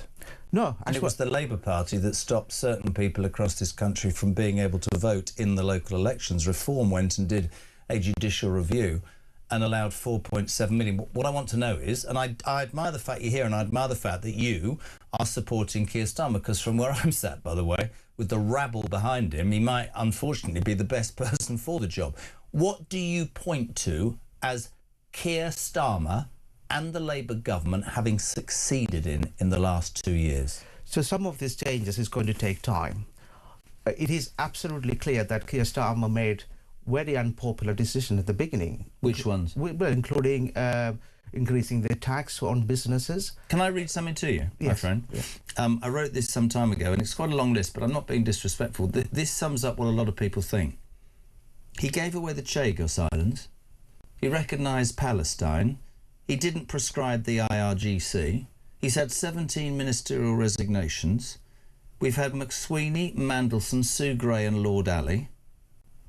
16 policy U-turns. No mention yesterday in the King's speech about defence. We've got no operable warships. He said he was going to smash the gangs. There are more people now that have come illegally in the 2 years under Starmer that are in our armed forces. He approved a Chinese embassy that everybody in the world thinks is utterly, utterly ludicrous. I mean, tax, income tax up, inheritance tax, national insurance, capital gains tax, council tax, value-added tax, mansion tax. He's increased welfare spending. He couldn't even get a $5 billion cut through from his backbenchers and the minimum wage, whilst raising tax for everybody else. Now, this isn't far right. That's fact. Now, when you put that in front of, and you know, Shojan, on this show I talk all the time to I call them alarm clock Brits. You're up in the morning, you're grafting, you're doing your 12 hours, you're paying your tax. I'm sure you're the same. That's what these people are worried about. That's what these people are hacked off about. Do you get that? Well, Jeremy, if anyone was expecting that this government is come in and the next month things will be rosy for everyone. It's been 2 years. That is absolutely wrong. But it's 2 years. I'm one of those people who has been getting up every morning and going to work. I worked in the NHS 23 years before I went to the Parliament, and I have seen how things has gone down. If you think that things will improve in a month or 2 months... Do you admit those are mistakes, though? Well, you listed a long list. If we go on each one, I'll give you one example. When Keir Starmer visited China, it said a threat to Western democracy. We got the media all over the place, the opposition all over the place. We got Trump going there. We're celebrating his visit. So Keir Starmer had to do things that was outside of his comfort zone. He has made a decision that was very unpopular. The list I mentioned earlier, that the money going into Kent was raised by raising the tax. If we want, I mean, during the last general election, the top issues we had was the potholes, the hospitals, the schools. So if we really need a structural reform in these areas, we have to raise the money. Do you think he's done a good job? Well, I have concern about some of the decisions. So why did you sign that he's the right man and he should stay then? Well, I would like to have some political stability in this country. Do you think this man can provide that, or do you think, and I understand there's opposition, I understand there's media, many people say that there's no point in shutting the door now, the horse has bolted, he's a dead man walking, he's a caretaker. Well, I don't agree with that. I think that he was doing a job, but what he was not doing was he was not aggressive enough, like some of other politicians, like some of our media. Conviction. Well, you can call whatever. I mean, this is the kind of politics we're seeing across the world, and especially in Europe. You need to be a bit more aggressive, and that's what was missing from Keir Starmer. Do you know one of the biggest things on this show as well about him as a person is that people will say he just doesn't have it, Shojan, in his DNA. It's not about aggression or conviction. It's about belief. It's about, there's my philosophy. I'm sure this will make you recoil in horror, but the two that you think in my lifetime are Thatcher and are Blair, who came in with a plan. Love it or loathe it, they had a plan and they stuck their neck on the parapet. I remember during the election saying that this man had made his tent so wide and welcoming to everybody that in the end he would, in power, spend all of his time trying to please all the people all the time. And I think that's what happened. He's the most unpopular Prime Minister in British political history. He's got the biggest post-war majority and he's frozen by his backbenchers. And you're going to vote for him. Why? Well, I don't agree with everything what you're saying at this moment. Do you think was he right to take the money away from pensioners for heating? Well, I think it was an absolutely right policy. Wow. But what went wrong was that the threshold was too low. The reason I'm saying is that we were giving money to every pensioners, so it was an absolutely right... Well, then the communication's wrong, because 10 million people who needed it think that this government don't care whether they freeze to death. What about waspy women? I mean, he promised the waspy women the pension money. What happened there? Well, he has promised that you can, because the economy was not right at that time. Then why promise it before you've looked at the books? And let me tell you what I do know. Before you come into government, you look at it. And I'm not... Listen, I'll be your friend, but Labour Party's MPs always say to me, the economy was trashed. We were the second most successful economy in the G7. We're now the bottom. You talk about a black hole and the economy, right? Explain to me then why the very man who purports to what? Going to resign today, Wes Streeting. He walked into government, he walked into the health office, and within 3 weeks he'd sorted out the junior doctor strike. He gave them 28%. If you've got an 11 million or 22 million pound black hole, why would you spend money without any conditions that make that a worse position, and then 12 months later they're back, Shojan? That's not good finance, is it? Well, there's two things need to be clarified here. If you just go back to February, before the Iran war, the economy started to do well. We had 5 or 6 interest rate cuts. The inflation was coming down. I'm talking about in February, 2-3 months ago. So you're blaming the war on the situation? Well, this is one reason why we are here at this day today. Now, the economy, if it's not doing well... Well, all the now 8 million people on benefits is down to the Iran war. It's only going on for 71 days. Not at all. What about the mass unemployment that's increased in young people? Is that down to the Iran war? Well, the fuel is, I get that. Well, the benefits bill was high during Tory's administration. If you think that people who are getting the money, you're going next day and stopping immediately. Do you know what we'll no longer do, though, pal? And I'm being honest. I understood, because let me tell you, I was so critical of the Tories at the end. I think they completely trashed so much. But that's no longer an excuse. That the excuse, that the accusation on Starmer is that he's incompetent, has no political... There's nothing. Well, just a bank manager, man. Well, not a particularly good one. Jeremy, we'll have to disagree on this. He's not an incompetent person. He's not aggressive enough to explain that this running the country is a collective responsibility. A collective responsibility by the senior leaders, the cabinet. So what we need to look into, see how many cabinet ministers are able to come and hold their hands up and say, 2 years, I have done the job you asked me to do it. Precisely, and that's actually, to be fair to you, exactly why we're here where we are. So today, we hear, sources will say, Shojan, that Wes Streeting will resign. What do you make of that? And kickstart a leadership campaign? Well, it's a fast-moving situation. Wes Streeting is a good leader. He's got good qualities. I have worked very closely with him, especially with my background in health. Will you vote for him? Well, not at the moment. I want the Keir Starmer to continue at the moment. We need some political moment. Well, we need some political stability. We've seen but this. There's no political stability with Starmer. He's a dead man walking. It may be a bit too late now, but we will see what happens. This is a fast-moving situation. But what I'm saying is, I have all faith in Keir Starmer. He's got the best interest for this country. He's not a people pleaser. He doesn't stick the plaster to fix get some clapping from I just think there comes a point with all politicians where your time is up. If Wes Streeting was listening to this, which is highly unlikely, what would your message be to him? Well, my message to Wes Streeting is he will be a future Prime Minister. He's got all the quality. He's doing a very tough job, difficult job. He's a hard-working minister. He's done a lot for the NHS, but there are a lot more to do. Things he always say that. Social care, we're waiting for the interim report in a few months' time. We haven't done anything in social care. We haven't done much in mental health. So there's a lot more to do. So there are things that... So you think he should just stand down and just say, this government is not doing what I think, like Jess Phillips did, rather than start a leadership campaign? Well, I would love to see that he... continue his job as a health secretary and get that mess that he inherited. There's a lot more to do. It's not going to wash anymore, you know. You can't keep blaming the Tories. What about the reaction to Rayner at 6 o'clock this morning?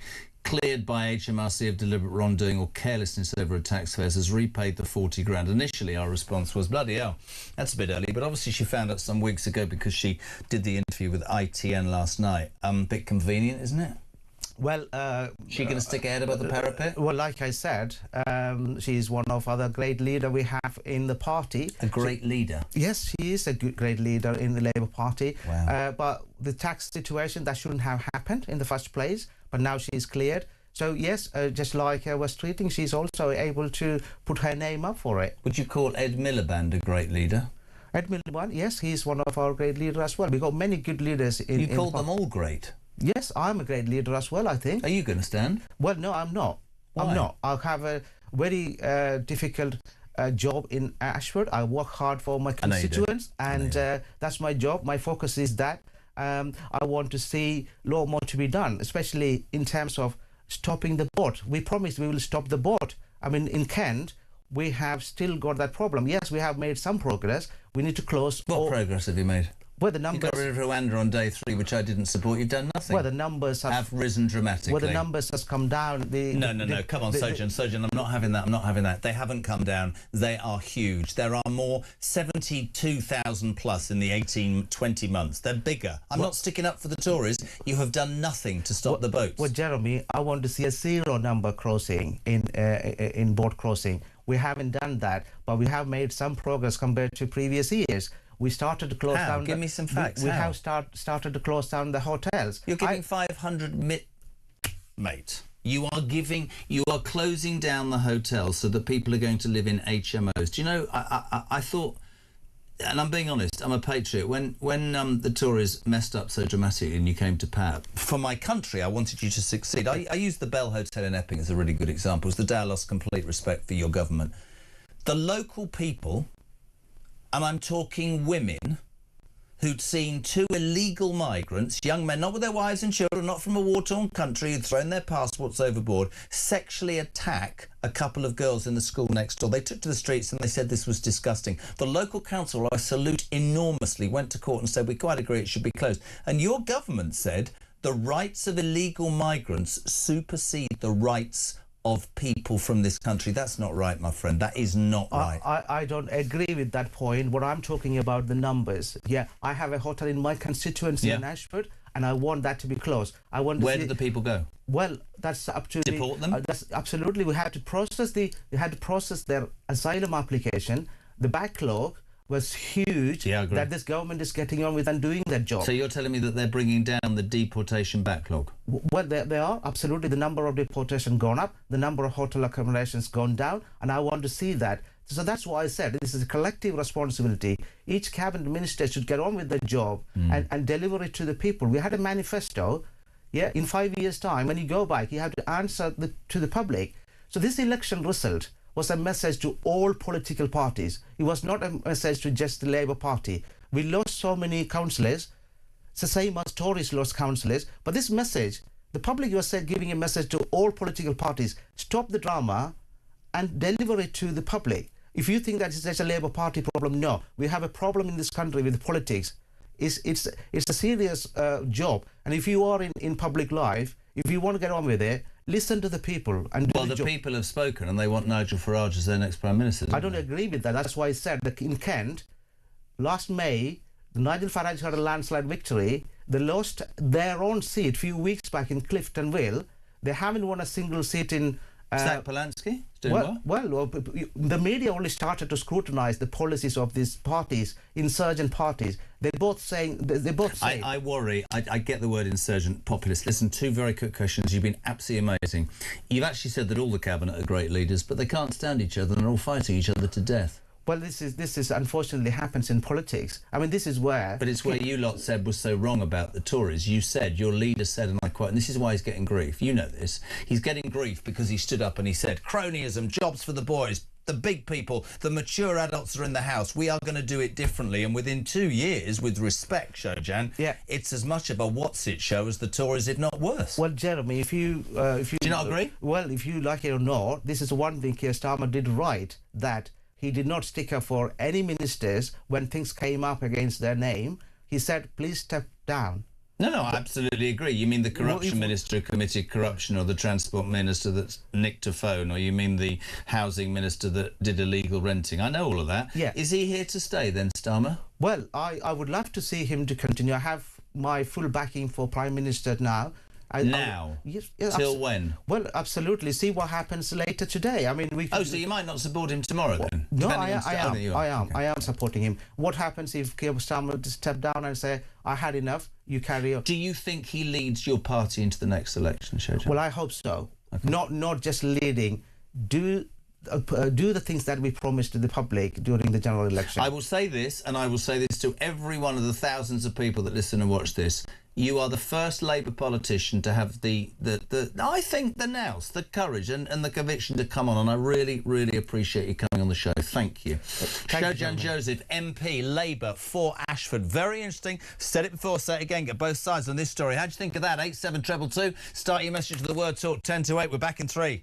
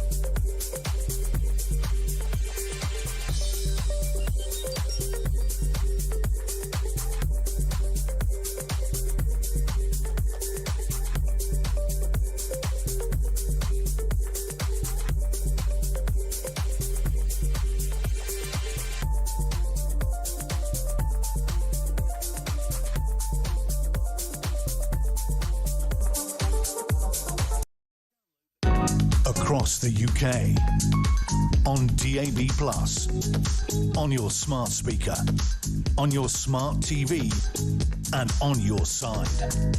This is Talk. Welcome back. Just gone 10 to 8. Thank you to Shojan Joseph, Labour MP for Ashford. What did you make of what he said? 0344 419 1000. We say a very good morning to political commentator and amazing Benedict Spence. Hey up. Good morning. How are we? Yeah, well, came in this morning, Wesley watched, thought, our Wes was going to stick head above parapet, and then found out at 6:20 our Angela's been cleared by HMRC. Of just literally, in respect, people come on all sides. We've just spoken to Shojan Joseph, the Labour member, who supports Starmer and thinks he's the best person for the job. Well, I mean, listen, good for him and good for Keir. At least there's somebody. That's fantastic to hear. But honestly, the main issue I think that we have right now is that yes, obviously, Starmer I think is sort of deeply unpopular amongst the rest of the country. But I do think what you're seeing is a slight hesitancy from amongst Labour MPs, and that's because they know the calibre of their own colleagues. They know the likes of Angela Rayner and Wes Streeting and Ed Miliband. They meet them, on a regular basis. And what they will be thinking to themselves is, do these people really have what it takes to get us out of this quagmire? I don't think anybody gets them out of the quagmire. I don't think anybody gets them out of the quagmire. I think it's of their own bloody making. But it's true. You're right. I sit here and go, geez, Angela Rayner. I mean, what about the timing of the HMRC thing this morning, mate? I mean, come on. She sat on that. That's because she's going to go over the wall later, isn't it? Yeah, that is what's going to happen there. And, Miliband will as well, I suspect. And the thing is, of course, we all understand that the one that they really want is Andy Burnham. But then there are the huge question marks over whether or not that's even remotely possible. And, I'm also just going to put this out here.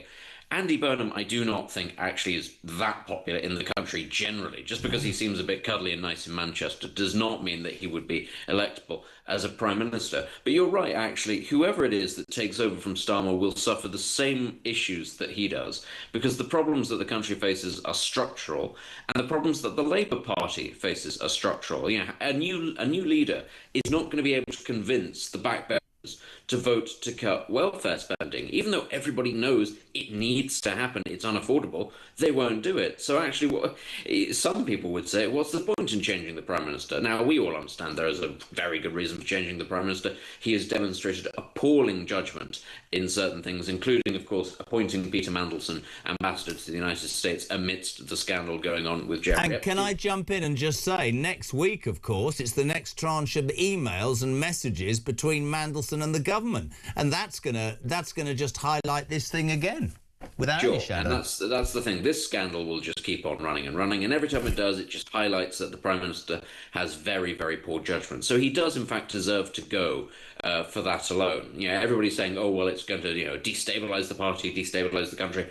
Listen, the country's already destabilised, and it's happening on his watch. You can't just keep somebody in place because there are no great alternatives. Sometimes there is such a thing as deserving to go, and that is the situation that Starmer finds himself in. But no, the country will continue to lurch from leadership crisis to leadership crisis until it gets a leader with a large enough majority, all of the MPs on side about what needs to be done, who has an agenda about actual structural change.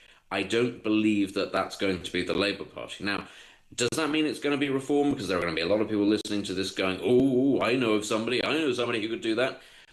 I wouldn't say get ahead of ourselves and think that that could be what happens. And also, we're still some way from that being a possibility. I know that people think that there's going to be some sort of crisis that will usher in an early general election.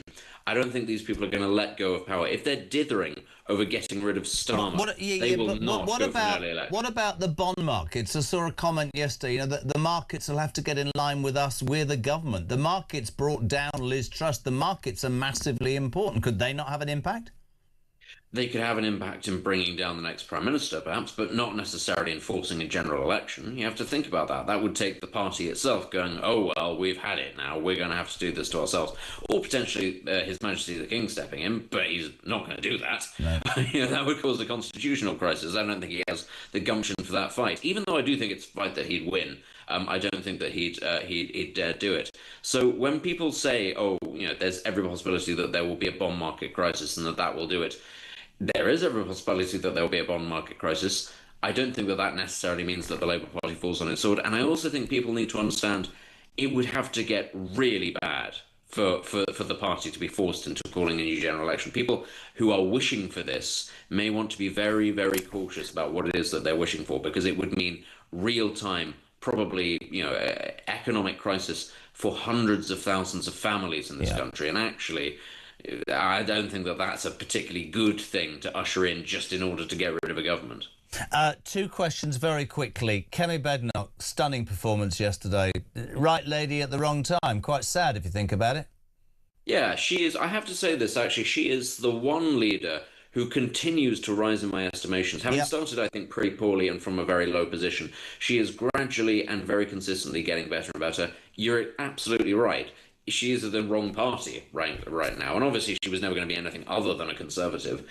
But she is an excellent performer, an excellent communicator, and she is attached to a party whose brand is toxic. People aren't going to back the Conservatives for a very long time. The question is, does she have the patience to stay the course? If she's prepared to be leader and keep losing for the next 10 years until, say, whoever comes next ends up dropping the ball, maybe there's a path to number 10, but it's going to be a really long slog for her. All right, two quick questions. Does Starmer go? And if so, when? Very quickly for me. He doesn't go of his own volition. I think there'll have to be a leadership contest, and that could take as long as, long as a piece of string. It depends. Does the party want Burnham to stand? Do they not want Burnham to stand? Is there a way? Is there not a way? So, I think that the decent thing would be set a timetable to do it today, but he's not going to do that. Benedict, I love having you on, mate. Thank you so much indeed. Short but sweet, which is how I've been described by nobody. 0344 499 1000, text to 87222. Breakfast on Talk, the home of common sense, continues with Isabel Oakeshott after the news at 8, which is next.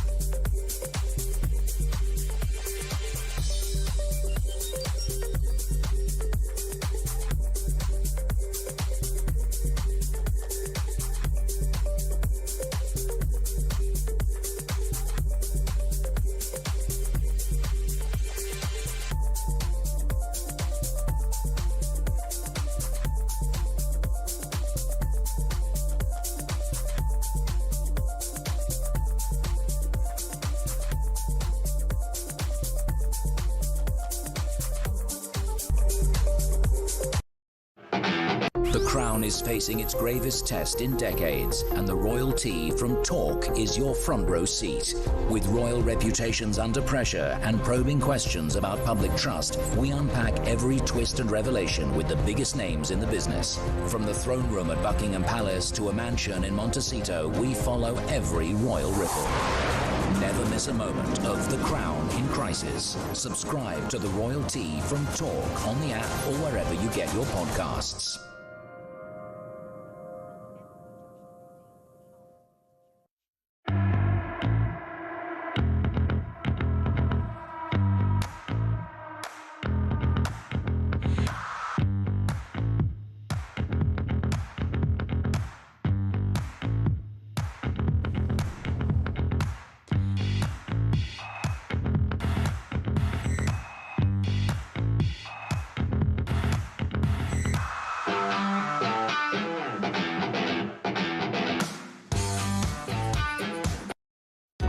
Across the UK, on DAB+, on your smart speaker, on your smart TV, and on your side. This is Talk.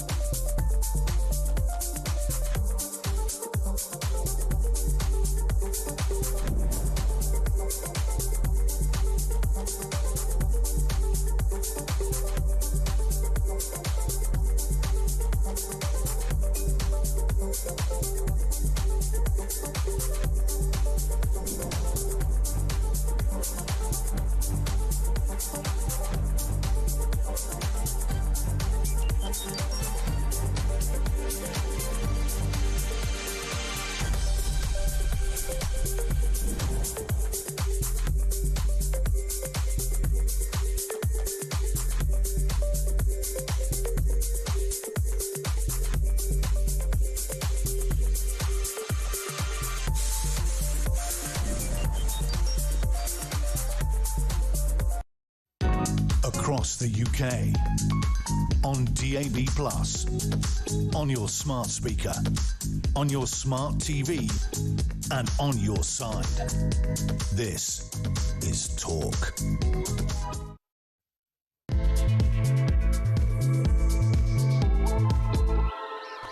Well, my friends, welcome back or welcome along to this continuing saga of the Labour government. Where can I bring you up to date? Well, today's the day that apparently Wesley Streeting, we're on Wesley Watch. He could basically resign this morning as Health Secretary to kickstart a leadership campaign. It was a bit muddied in the water last night. Nobody knew what was going on. Then wham, bam, thank you, ma'am. That didn't sound right. But at 6:20 this morning, through came the shocking news that Angela Rayner has indeed been cleared by HMRC of deliberate wrongdoing or carelessness over her tax fares, has settled the 40 grand in unpaid stamp duty, and she's free to go.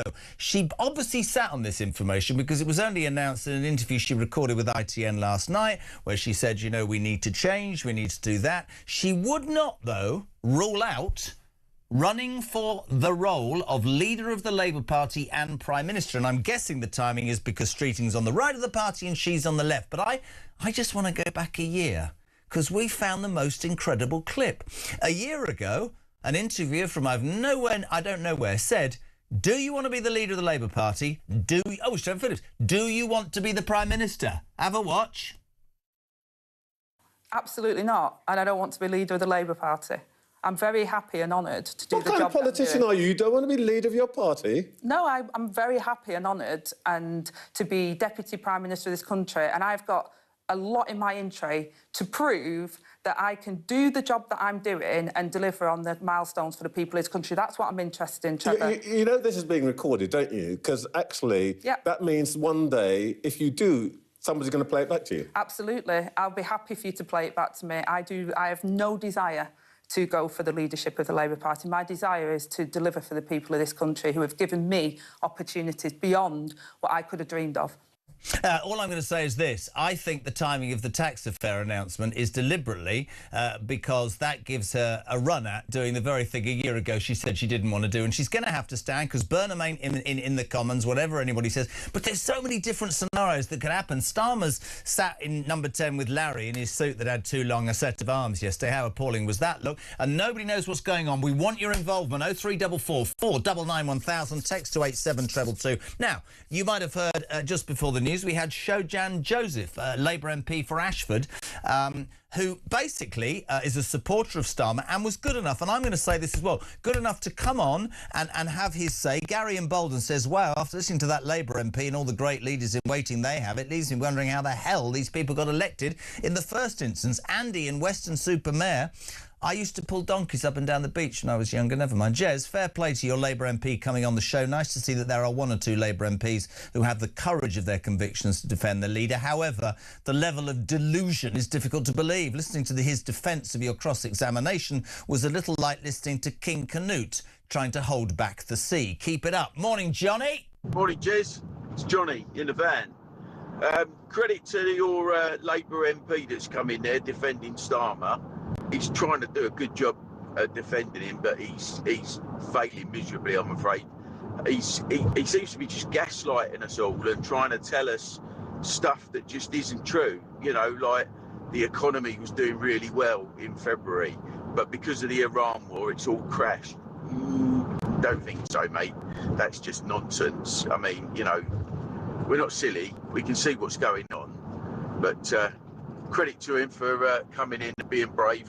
You know, a lot of the people on the left haven't got the bottle to come in to talk radio, so credit to him for that. But yeah, I think he's just gaslighting us, just like Starmer does. Great show, mate. Keep it up. 0344 499 1000. Text to 87222. We say a very good morning on Thursday, on D-Day, to the one and only Isabel Oakshott. Morning, Isabel. Good morning. There was a sort of grudging admiration for Shojan Joseph by me, but I'm being completely serious. Couldn't answer anything. Not at all. Well, I'm going to be completely serious that I did not, for various reasons, due to being on the phone to important people, I did not hear that interview. So you'll have to tell me what he said, and then I'll give my finest comment. He's supporting Starmer. The country, the economy was showing signs of improving in February. It's down to the Iran war. Starmer's one of many great leaders in the Labour Party, and he wants Starmer to get ahead with improving the country after the appalling mess the Tories left. Right. Okay. Well, he's obviously on cloud cuckoo land. Now, the economic figures that have come out this morning are a bit better. And I think everyone will be quite surprised by that. I mean, we're not talking anything stellar here. We're talking just a few little digits up from zero. I think the economy's gone up by GDP up by 0.3. Now, hold on a second. The economy's gone up, but I thought that the Labour Party were using the war to say that everything's in the carsy. Well, I mean, let's not get ahead of ourselves here. I mean, growth of 0.6 is hardly cause for cracking open the champagne. It's certainly better than a recession. But I think what matters most is not what these technical figures say, but from a political point of view, how is the country feeling? Yep. I mean, do you know anyone who feels better off? Do you know anyone that goes shopping in the supermarket and doesn't look at the things that they buy, the basics that they buy, and go, what the hell? How is this jumped up by so much since I last bought this product? Completely agree with you. Yeah, forget those indices. People are not feeling better off, and worse than that, what they're feeling is very fearful that what is coming, whether or not it's Starmer who's still in Downing Street delivering it, God help us all, or someone even worse. It's not going to make life any more affordable. It's not going to make our country feel any safer. And as for the word prosperity, I mean, when was that used in relation to the United Kingdom? Not for as long as anybody can remember. Couldn't agree more.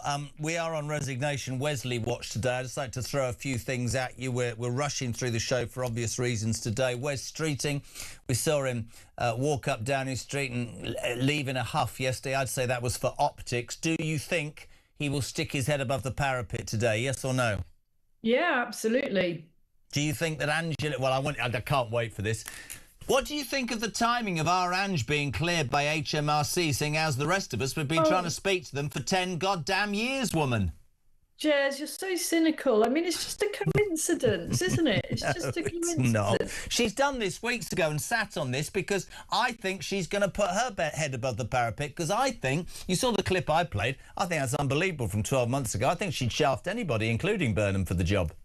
I don't think it's unbelievable at all. I've seen politicians do this 1,000 times. No, you haven't. What are you trying to say about politicians, Isabel Oakeshott? You're going to marry one.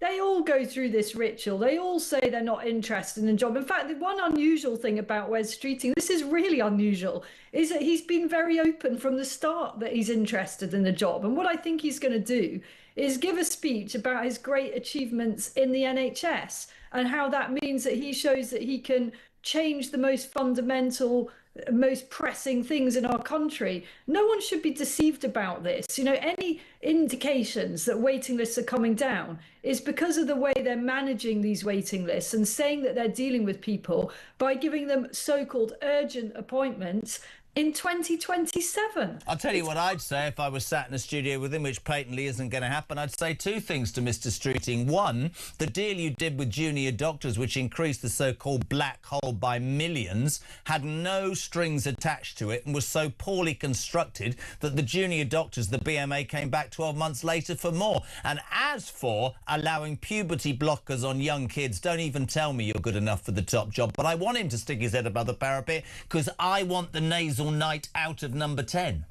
Well, I want him to stick his head above the parapet because we can't go on like this. We absolutely can't. I do think Wes Streeting would probably be better than the cardboard, the speaking cardboard box that we've got. And we all like a good leadership contest. But it is our country that's at stake here. And I'm not having any of this, I'm fixing the NHS twaddle. I'm seeing so many shocking cases, people revealing that they have been put on waiting lists till 2027. And also another really concerning thing that's coming out, and I'd love any of our listeners and viewers, if they've got any experience of this. I've seen a number of reports now of British patients being put towards the back of the queue whilst newcomers to our country are fast-tracked for healthcare because providers are getting some kind of bonus for it. Now, if that is true, that is so beyond outrageous and scandalous that we need to expose it and put it up there and make it stop. Couldn't so if agree anyone's more. got any information about that, please. Yeah, let us know on that one. Last night, MPs on the left of the party were allegedly debating whether to back our Angela or Red Ed Miliband if Burnham, the self-styled king of the north, whatever, is locked out of the race. Think Angela will stand after the HMRC announcement this morning? Well, I hope she does, because it will add to the gaiety of the nation. I think she'd be an absolute catastrophe, but it would be, you know, what a hell of a ride that would be. It's just an extraordinary scenario. And I said to Shojan Joseph, you know, this country, and Isabel, you're so right, is paralysed whilst this cacophony of chaos continues. And the duplicity of I mean, I've played the clip there from Angela Rayner saying, I never want to be the leader. I never want to... Really? OK, then we'll see in the next 12 hours. Yesterday, I played a clip from Starmer saying, this man needs to go. He's lied to the people. He's let them down. He's got no support. He's this... Well, that was you 4 years ago. And the whole thing is farcical. You know, I mean, I love Donald Trump yesterday. Did you hear what he said? With advice to Starmer? You've got it round the wrong way. The North Sea's closed and the borders are open. You need to flip that and open the North Sea and close the borders. Of course, he's dead right. Just give me a little Oakshott gem. Where does this end? Does it happen today? Does it drag on for months? What do you reckon? I think it will start today. You know, the leadership contest will be triggered today, and I think it will be a very long one. I think it'll be an absolute right mess, and the whole thing the time frame will come down to the big Andy Burnham thing. Because what is it about Burnham? What is it? I mean, I don't know. I mean, I know Andy, kind of feel like I know him quite well. He's a really nice guy. But you could equally say, what is it about Sadiq Khan that he became Mayor of London, one of the biggest and best jobs in British politics? He's an absolute B-list politician. Sadiq Khan was never troubling the players at the top of the Labour Party, you know, years ago. He's not a charismatic, exceptional performer.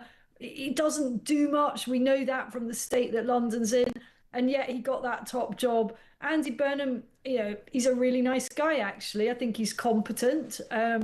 But is this the kind of king over the water thing? Just because he can't do the job, people think, well, he's the answer to things? I loved, by the way, and I've got to go, but I loved in that state opening of Parliament yesterday when Black Rod ceremoniously banged on the door and a Labour MP shouted out, "Not yet, Andy, not yet." Yeah. Brilliant. Absolutely brilliant. Listen, great to have you on. Thank you so much indeed. Always good to get your view. Isabel Oakshott talks international editor. Just gone 8:15. Morning, Jez. Has Rayner shown anyone a written confirmation from HMRC of their findings and conclusions? Says Rob. Let's go to Victoria Gardens, live outside the House of Commons in Westminster. Sir Mel Stride, love him. Shadow Chancellor of the Exchequer with a spring in his step and his hat at a jaunty angle. Because the opposition are having an absolute ball, aren't you, Mel? Well, look, yes. it's always tempting to pile in and with glee when the government's in trouble, but this is not good for the country. This is the point, Jeremy. And we're seeing that expressed in the gilt markets at the moment, with gilt rates spiking, borrowing costs going up, and of course that's all against this background of a government that has mismanaged the economy now for a couple of years. So a very, very difficult situation for Britain, for the UK. I couldn't agree more. I'll ask you specifically some questions in a sec. I'm worried that you're wearing a red tie this morning, Stuart. You're not thinking of defecting to the Labour Party and standing for the leadership, are you? No, 9 times out of 10 it's blue, don't worry. I know. On a serious note, and you make a really good point there about gilt markets. I heard a Labour MP say yesterday they'll have to get into line with us. We're the elected government. But without slagging off Liz Truss, the gilt markets brought down Liz Truss's government in 49 days. Is there not a point that if this continued sort of all-out chaotic war continues, that the markets will have a say whether this government stays or goes? Well, it is conceivable that with the gilt markets they could move into a very difficult place if chaos continues on and on and on through time, which is all the more reason why it's deeply regrettable that the Labour Party has led us all into this situation. And what we need actually is a government that is in place, is stable, is doing the right things. So, for example, bearing down on burgeoning public spending, particularly the welfare bill, getting people off welfare and into work, and then doing two things, Jeremy. Firstly, beginning to squeeze that deficit down to get on top of the debt, which will reassure the markets, but secondly, to get taxes down, particularly on businesses, because that's part of how you get the economy properly growing. Couldn't agree anymore. Rob's in Burnley. He says, I know this leadership saga is the headline grabber, but please tell Mel, I've just woken up to Rachel Reeves doing the rounds, crowing about how the economy growing by 0.6% in the last quarter shows the competence of the Labour government. She makes absolutely no mention of the saga that's going to drag this government down, has been going on for weeks and weeks.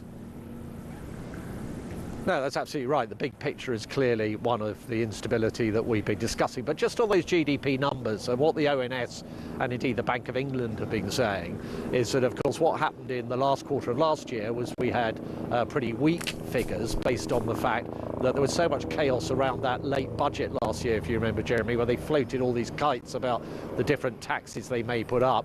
And that basically led to businesses and individuals holding back on spending. Now, what we're probably seeing is that deferred now into the first quarter, and hence those figures being a bit better than they might otherwise have been. But look, overall, you can't get away from the fact we've had low growth.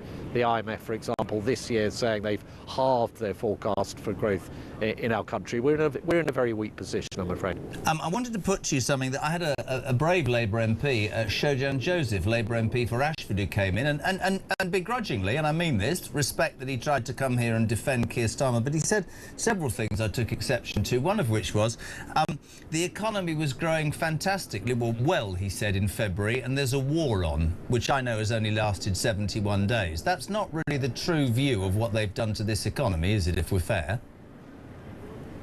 Well, no, not at all. In fact, if you look at his dates there, I think I'm right in saying that the Iran war actually kicked off in sort of mid-later February. So any suggestion that there was an effect one way or the other on the February figures is just misplaced, I think. And I would point once again just to the overall performance on growth. If you remember, this government came in saying it's growth, growth, growth. That was back in 24 when they were elected. But they took the wrong choices. So they put up taxes, particularly on businesses, which killed growth. Destroyed jobs. You look at the hospitality sector, they've lost about 100,000 jobs since this government's been in office. They did what all other Labour governments always do, is they borrowed masses of money and spent and spent and spent. That stoked inflation, that kept interest rates higher for longer than would otherwise have been the case. And that is the story of why the Chancellor has sort of lurched from one fiscal event to another, having lost all her fiscal headroom and having to tax even more in order to make up the gap. And that's the pattern that has led us into a very fragile situation with high debt and really not in a good position to face into the kind of challenges that we're experiencing at the moment. Couldn't agree more. Couple of quick questions for you, Mel. You'll agree, I think everybody here agrees, fantastic performance by Cami Badenoch yesterday. I mean, talk about, I watched your face, I watched Alex Burkhardt, who I spoke to yesterday morning. I mean, I loved on the front of the Mail, Quentin Letts, with that smoky voice, Kemi filleted Wes so skillfully, even Starmer yelped with mirth. It was a brilliant performance by her. I just want to ask you, with everything that's going on, you guys are seriously getting on with it, but I mean, this absolute debacle that we're seeing unfold. Quick few questions. Does Wes Streeting stick his head above the parapet today, Mel Stride? Yes or no? I think he's got himself into a position where if he doesn't do that, then he will look very foolish indeed. I guess the big question is, has he got the 81 names? And who knows? I just have a feeling that he might not, but I don't know. Angela Rayner, rather conveniently at 6:20 this morning, HMRC cleared her of any wrongdoing and carelessness over a tax fare. She settled the 40 grand, which I guess means paid it back. I played a clip from a year ago. I never want to be the leader or the Prime Minister. She'll definitely be throwing her towel in, won't she? And also Miliband as well, we hear. So the big question for you guys is, who would you fear the most in the next few years? Starmer, Wesley Streeting, Ange, or Red Ed Miliband?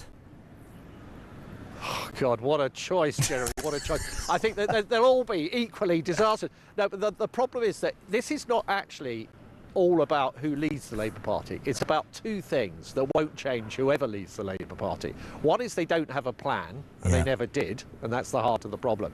And the second thing is they've got a totally dysfunctional parliamentary party now that cannot come together to take the tough decisions we need to make in order to make our country safe and secure and an economy that's growing.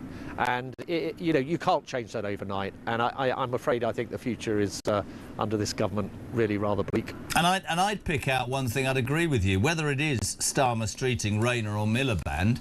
You know, I was sat here about 6 weeks ago, Mal, I think you were on the day after, where it was said to us that the money into the Exchequer at 331 billion was, for the first time in our history, right, jumped upon and made look a small figure, because the welfare bill that we're paying to people on benefits superseded that. And before we get into a huge debate, not you and I, but people will say, oh, you're talking about taking it away. No, I'm not talking about taking it away from disabled people or mentally ill people or people who I'm really happy to go to work to pay tax for. I'm talking about how the 8.3 million, I don't care what anybody tells me, there'll be 2 million in that number that are gaming the system. And the Labour Party tried to what? Knock 5 billion off the 331 million.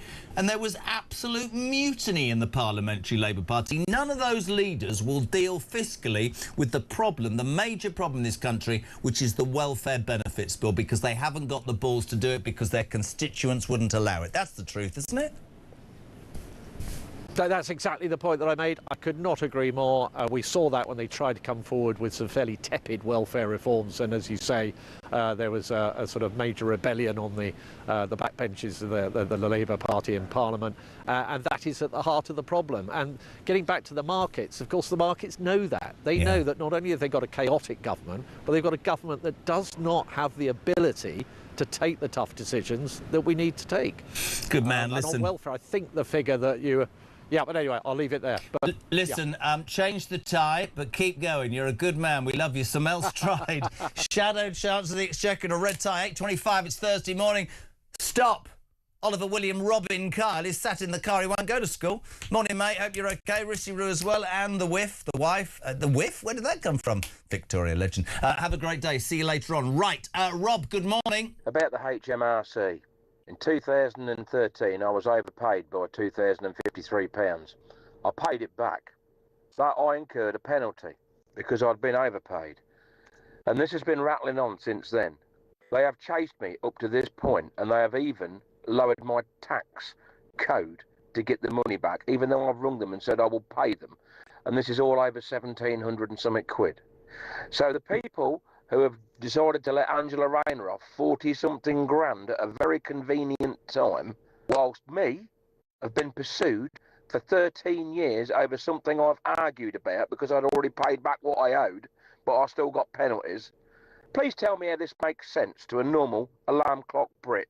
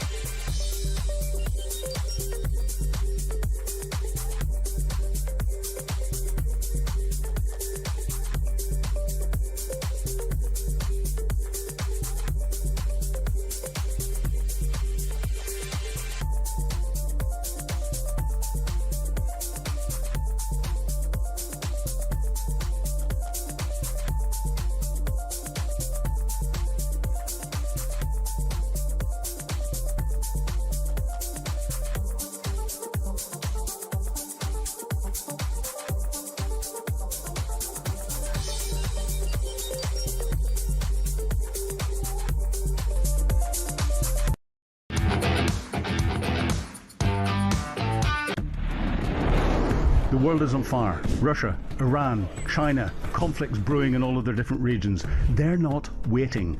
But here in Britain, our armed forces are underfunded, they're undermanned, and they're underprepared. And nobody in government wants to talk about it. Well, we do.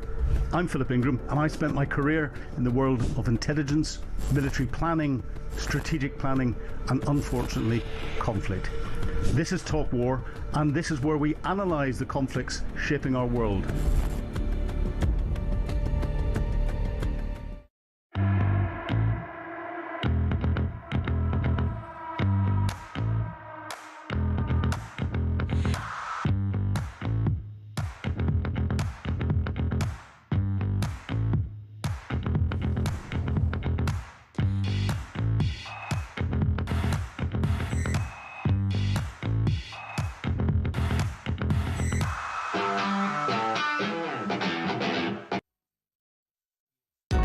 Across the UK, on DAB+, on your smart speaker, on your smart TV, and on your side.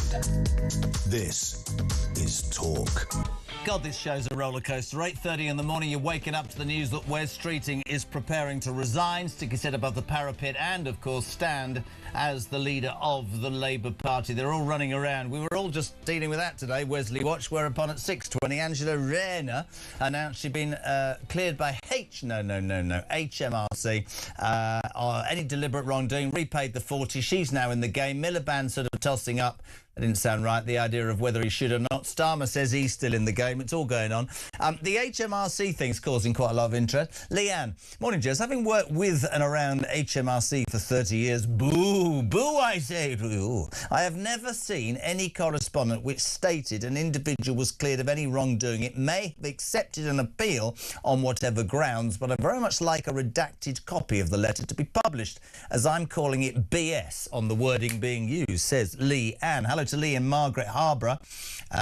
What does he say? Good morning, Jez. Fair play to the Labour MP to come on, but they're all the same. He's done a good job. It's the Tories' fault. Pathetic. Hello to Caroline. Sweet. Never mind. Rayner may have been cleared of wrongdoing, but has the appropriate stamp duty now been paid? Carl from the Lakes up north. I know where the lakes are, man, for God's sake. If Rayner had bad advice on her stamp duty, who was it? I don't know, Starmer. Sarah by the sea. Doesn't say where. We are an island. Could be anywhere. Anywhere in the world. Jez, HMRC has no integrity. How would the general public be let off with no penalty? Keith, is he in Forres or is he called Forres? I've no idea. Jez, it's not the next Labour leader we have to worry about. It's who the hell's going to be the next Chancellor. Margaret, this might happen today.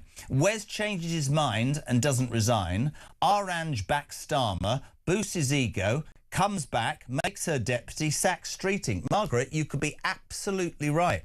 Earlier on, we had somebody who said, what if Starmer, knowing the game's up, wants to just go quietly in the summer and says to Burnham, call the troops off, I'll disappear around, party conference time and everything will be lovely. T, good morning. On the day we wake up expecting Wes to step in and finally grow a backbone and do what he's got to do, even though so many doubt him, all the stars align in Angie is cleared from HMRC. In what world does this happen? And of course, we all look on and go, yeah, that's Labour's world, This is what happens under them.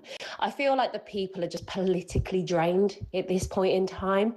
It feels like we've been in an abusive relationship with our government for 18 months solid, as we've been gaslit and told to keep shush, nothing to see here, as they carry on.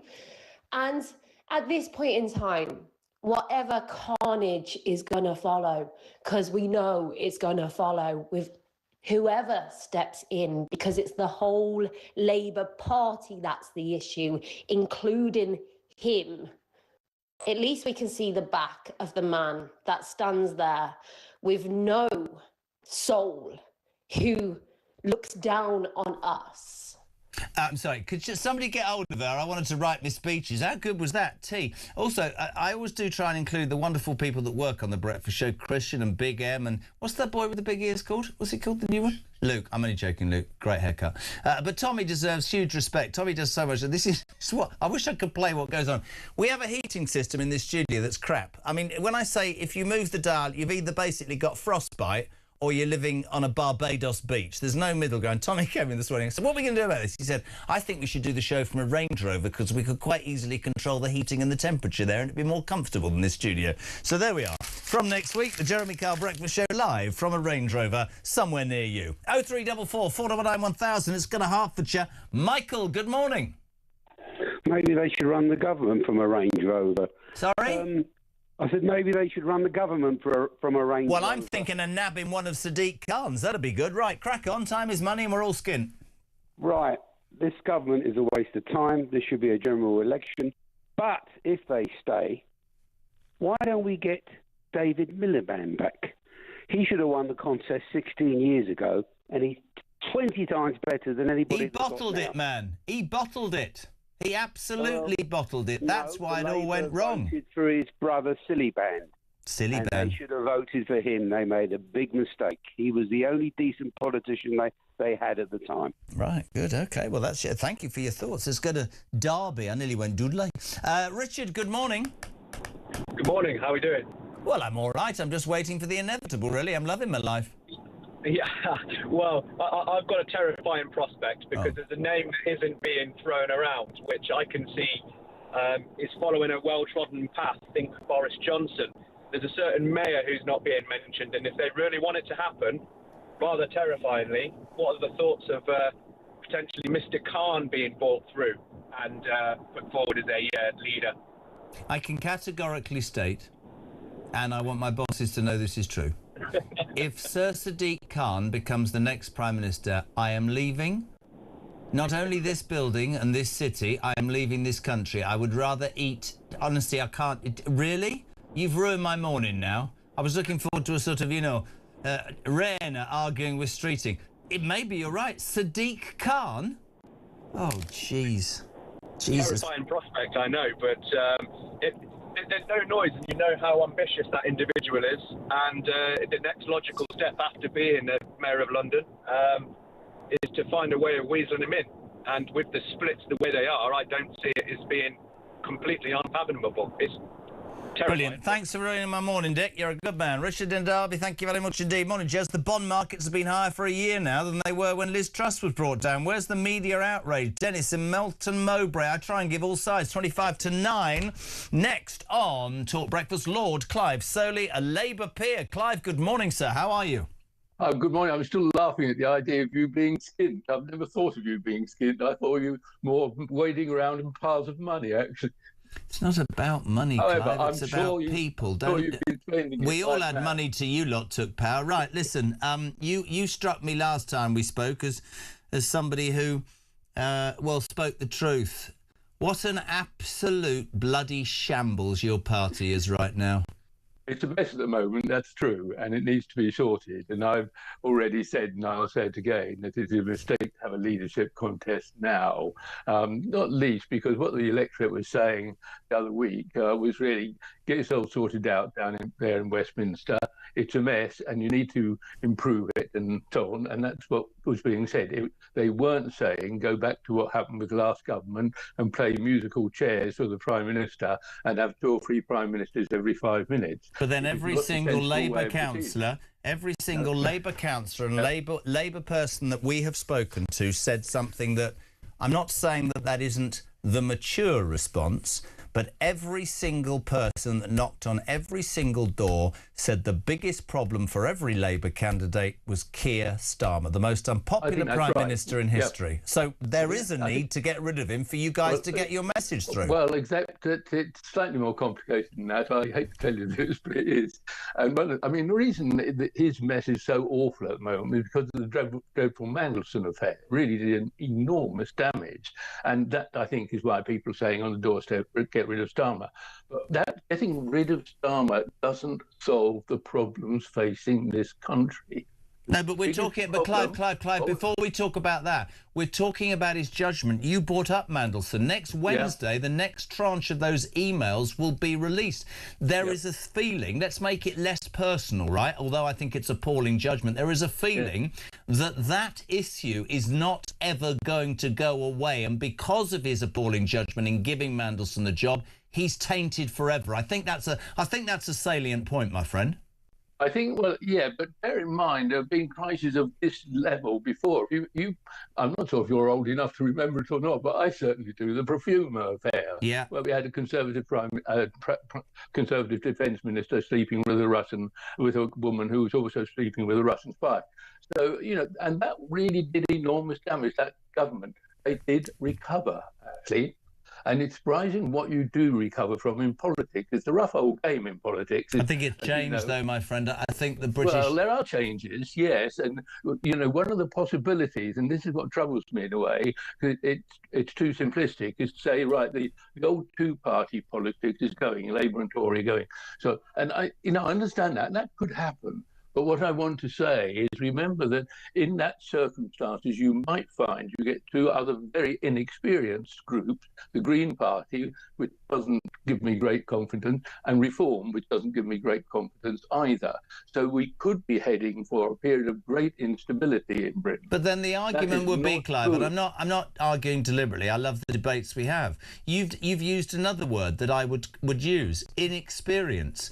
Yeah. But then you ask the silent majority, not the Westminster bubble, what they make of the end of the Tories and the first 2 years of Labour. And I think those insurgent populist parties, because that's what they get called by everybody, probably are doing as well as they're doing, because the British public, right, are sick to the back teeth. I mean, just a couple of things. I mean, I'm not just having a go at Labour, but I played yesterday a clip from Starmer that basically spent about 10 minutes when Johnson was on his knees saying it's a disgrace, he's lied, he's lost the confidence of the people, he's this, he's that, this country is in chaos, it's not fair, he's got to go. Today I've played a clip from Angela Rayner a year ago saying, I don't want to be leader, you can print that, I don't want to be Prime Minister. Nobody trusts this government like they didn't trust the Tories, and you lot have managed this in 22 months, Clive. Well, there's no way you've got to give us credit then for productivity. That would be impressive. I don't think it's as simple as that, actually, Jeremy. I can see where you're coming from, and it's quite true. A lot of people are really, really fed up with Westminster politics. That is true. And one of the things that always troubles me, at the end of the day, I won't fight and die for a political party. I will fight and die for democracy and the rule of law, because that's what gives us our freedom, right? And that is absolutely central for me. So yes, I know that parties, including the party I've been supporting for years, will go through crises. And I know also you'll get people saying things that we say unsaid and try and go back on it and Christ knows what else. That is life. It is tough, right? But don't get the impression that there's some quick fix for the situation the country's been in now for quite a few years. And we're not alone in that.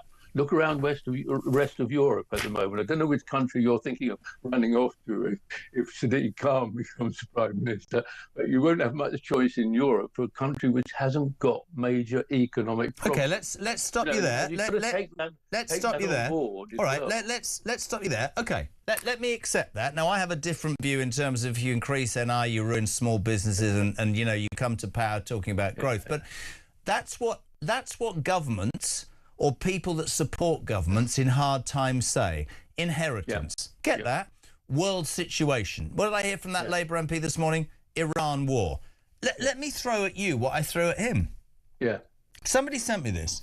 Apart from giving away the Chagos Islands, failing to prescribe the IRGC, 17 ministerial resignations, having full confidence in McSweeney, Mandelson, Sue Gray and Lord Ali, 16 policy U-turns, no mention of defence and inoperable warships, said he'd smash the gangs, approved a Chinese embassy, here's my best bit, has raised income tax, inheritance tax, national insurance, capital gains tax, council tax, value-added tax and mansion tax, has increased welfare spending where it now outstrips money we get from people working, and has frozen tax allowances for everybody else. Can you please tell me, for the people listening who want to hear both sides, what the hell has Keir Starmer's government done for the hard work in Britain 22 months? Let me take that on, Jeremy, because the trouble is with what you've just done, of course, is all I would do in response to that is give you a long list of the achievements, and they're there.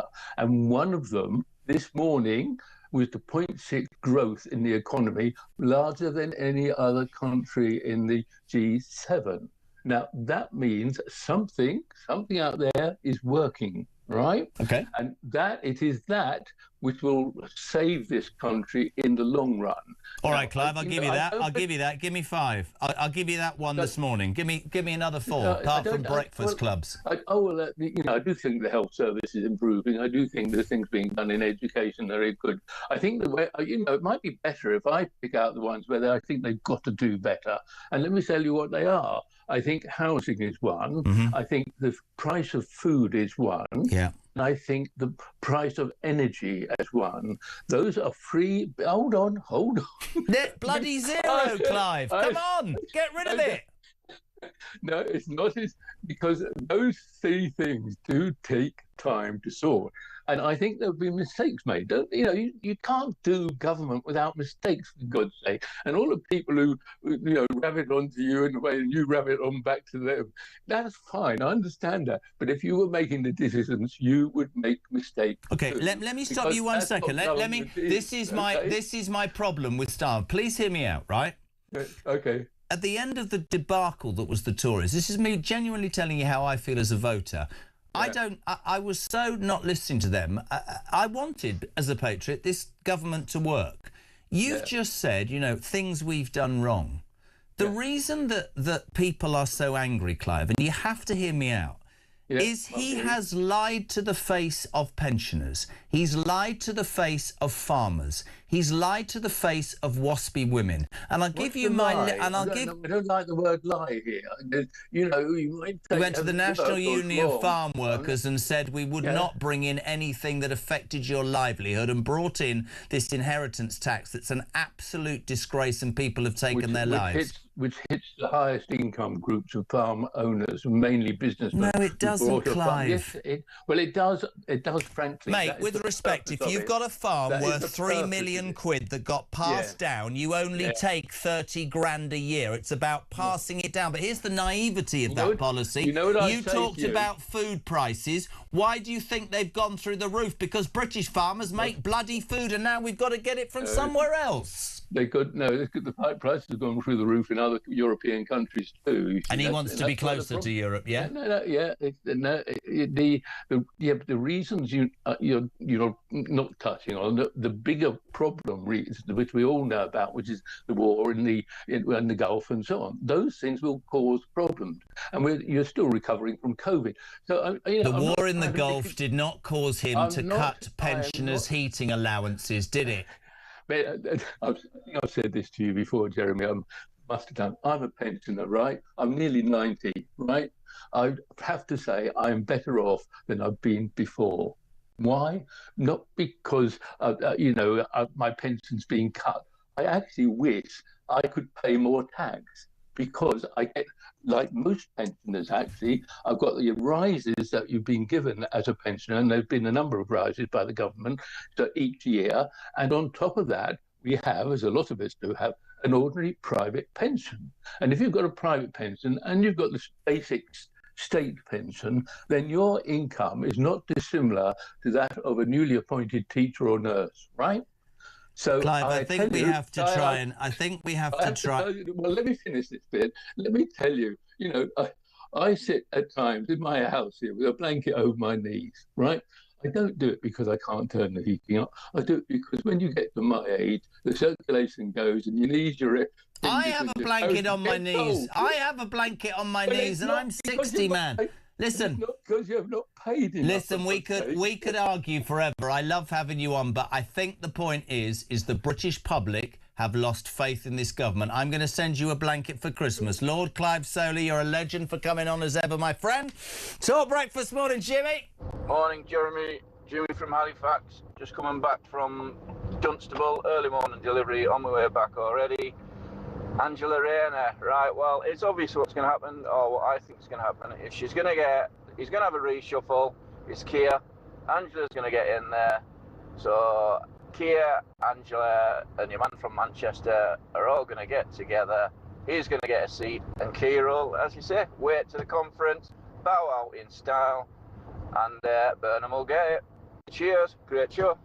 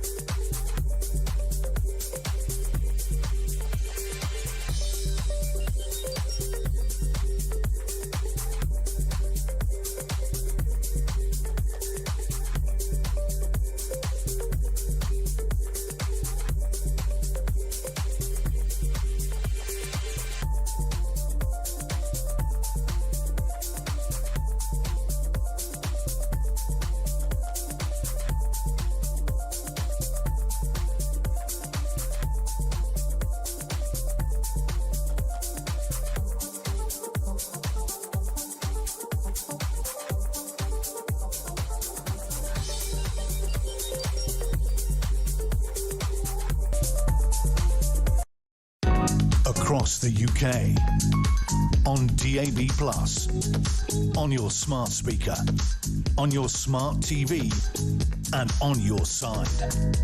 This is Talk.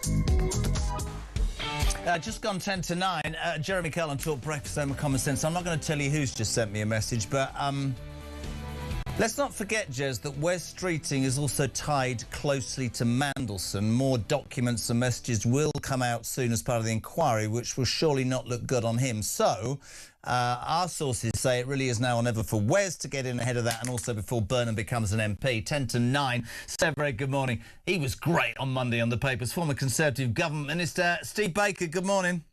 Good morning, Jeremy. It's another day at the circus, isn't it? Jeez, man, I've had a Labour MP on this morning, Shojan Joseph, brave enough to come in, who told me, and I quote, Starmer's a good man, we've done an awful lot, and the economy's grown by 0.6%.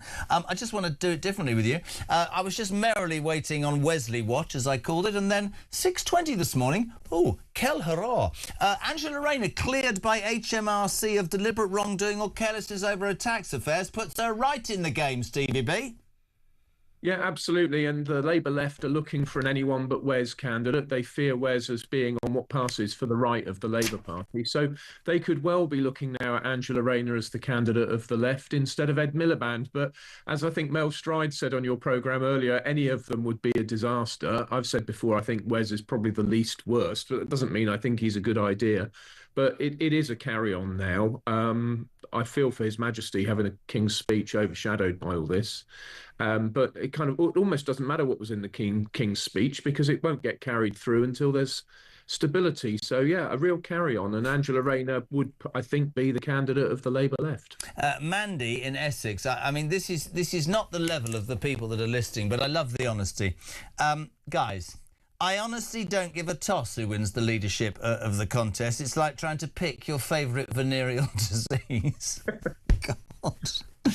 Well, it's a good point. Yeah. You quite you were quite into all the shenanigans and the comings and goings around Brexit. First thing I wanted to say to you was, how impressive was Kemi Badenoch yesterday? Oh, she was absolutely magnificent. Yeah, of course she was. She was stellar. And she really was authentic as well. She put it all out there and really went for it. And, I thought it was a magnificent performance and she was having no nonsense whatsoever. I saw that the pop star Nicki Minaj tweeted out that one day they'll make films about Kemi. And I think there's a good chance if she continues. Does it frustrate you as a Tory? And do you agree with my analogy that she is, sadly, it looks like the right person at the wrong time? Well, no, because she can make her own future. I mean, Leader of the Opposition is one of the very biggest platforms in British public life. People can see she's good.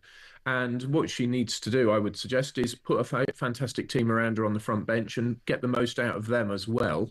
And then we'll start rebuilding a reputation. But, the truth is the Conservative Party messed up on a number of fronts over. It's a toxic brand, though, isn't it? Like the Labour Party, both are toxic brands right now. Fair point? Yeah, it is a fair point that we got a lot to get over after 14 years of a lot of disappointments through some very hard times, and that will have to be sorted out. But I think one of the problems we've all got to guard against is putting undue amounts of hope in any particular individual or any party. I mean, you put it very well on Monday. Someone needs to say, these are tough times. We've been spending too much money. We're going to have to cut spending and go for lower taxes and growth. You put it particularly well, the need to front up to the honest assessment of the situation we're in. And I think if Kemi does that, as she said she wants to, if she puts the right team around her, I think she can rescue the Tory party by the next election. But I think the British people are fed up with being, I hate the phrase gaslighted because I'm too old, but, I want my politician, I'll repeat what I said to you on Monday, to go, look, times are bad, there's my plan. I'm not squeaky clean. I've done this, I've done that, just so you know. They'll attack me because I'm going to do this. I'll take you on a journey. I'll be honest with you when it goes well, and I'll be honest with you when it goes bad. And if at the end of the time that you give me, I've messed up, you can kick me out, but let's have a go together. It's raw, it's going to be a journey. I see too many politicians who pretend to be something they're not. And I interview too many politicians who just don't seem to have... And I level this at Starmer more than any politician, just doesn't have that guttural... Just nothing. Just nothing. And yet, do you know the worst bit is, Steve? I sit here thinking, he's probably the best of the most appalling bad lot I've ever seen. I'm sure I've said it before that whoever comes after Starmer is quite likely to be worse. I'm just looking at him there on the camera. I mean, you know, some people do like him. He was accomplished in his field as a prosecutor. But, you know, he's exposed too many flanks. He's not coped with the acceleration of political debate due to social media. He doesn't have charisma. He doesn't look authentic. He's done the wrong things. I mean, it does look like he's finished. I mean, one of the big problems that's underestimated here is how on earth the Labour Party in Parliament will now patch up the relations between MPs. They're going to be fighting like cats in a sack for the rest of this Parliament, and I just don't know how any leader will patch it up. I mean, the sooner we come to a general election, the better in terms of being rid of them. But that puts a huge burden on both Kemi and Nigel Farage, not only to work out what they would do, but to work out whether they'll come to some kind of pact in order to make sure we don't get a rainbow coalition of the left, which is worse than any of our worst nightmares. You said something on Monday that gained real traction, but I want it for another audience because I thought it was genius. I asked you on Monday at 6:10 why in your mind Prime Ministers refuse to leave 10 Downing Street. Do please, pray, tell me what you said because it's brilliant, this. Well, politicians do have to be understood like addicts. You know, they are addicted to power. So a new backbencher, it's a little sniff cannabis, and then you get into ministerial office and it's snorting cocaine, and then by the time you're Prime Minister, you're mainlining heroin, and they're totally addicted to it. Something somebody said to me a long time ago. I should say I've never taken any kind of... I love that. Mainlining heroin. That's exactly why Starmer's hanging on. You know, I don't wish to make light of the plight of addicts. I've worked with addicts and I've worked with people in rehab from addiction, and it's an extremely serious point. But that's not really the metaphor that I'm drawing here, is that it's a terrible mistake to think that any Prime Minister will go easily. They've got the thing that they crave and they will cling onto it when they're in power in Downing Street. Loads of people this morning saying that they think Starmer will ride this out till September, wait for Burnham to be in a seat, resign, hand over the reins without any pain. I want you to sum up. This is putting you on the spot. Sum up Starmer in one word. Oafish. Brilliant. An oath. Sum up streeting in one word. Ambition. Brilliant. Sum up Rayner in one word. Opportunistic. Oh, you're good at this. Sum up Miliband in one word.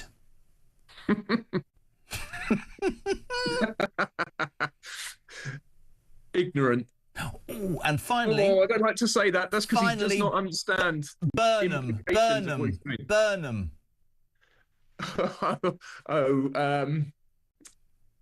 Probably cool. Steve Baker, you always have a place on this show. We love you so much indeed. Thank you so much indeed for coming on. Former Government Minister Steve Baker, live and exclusive, almost 9 o'clock. We will start the next hour with another Starmer supporter coming back.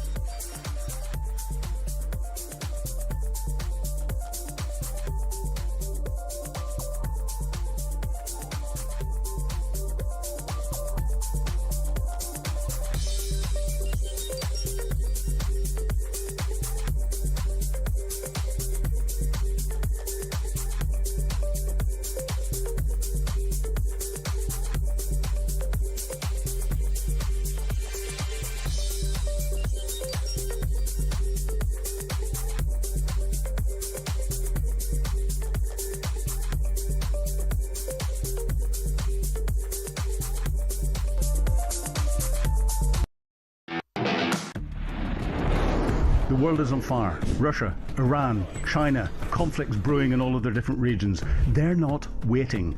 But here in Britain, our armed forces are underfunded, they're undermanned, and they're underprepared. And nobody in government wants to talk about it. Well, we do. I'm Philip Ingram, and I spent my career in the world of intelligence, military planning, strategic planning, and unfortunately, conflict. This is Talk War, and this is where we analyse the conflicts shaping our world.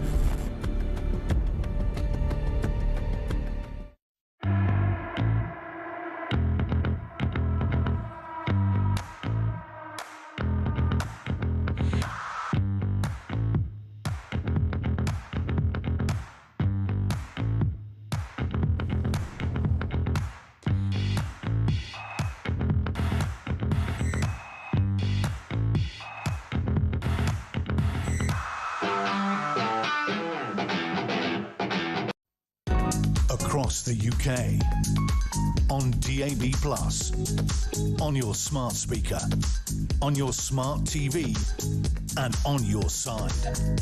This is Talk.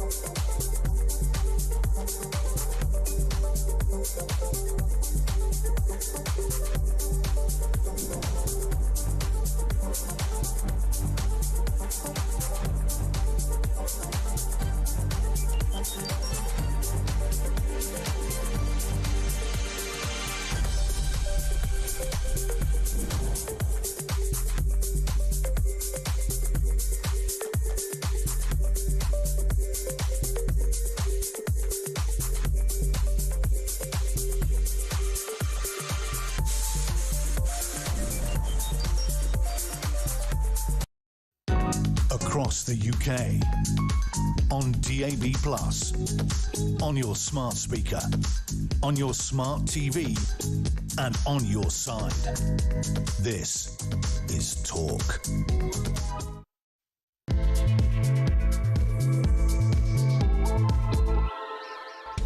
Hey, very good morning, welcome back or welcome along. Just gone 9. This is the home of common sense and the home of the alarm clock. Brit, JK till 10.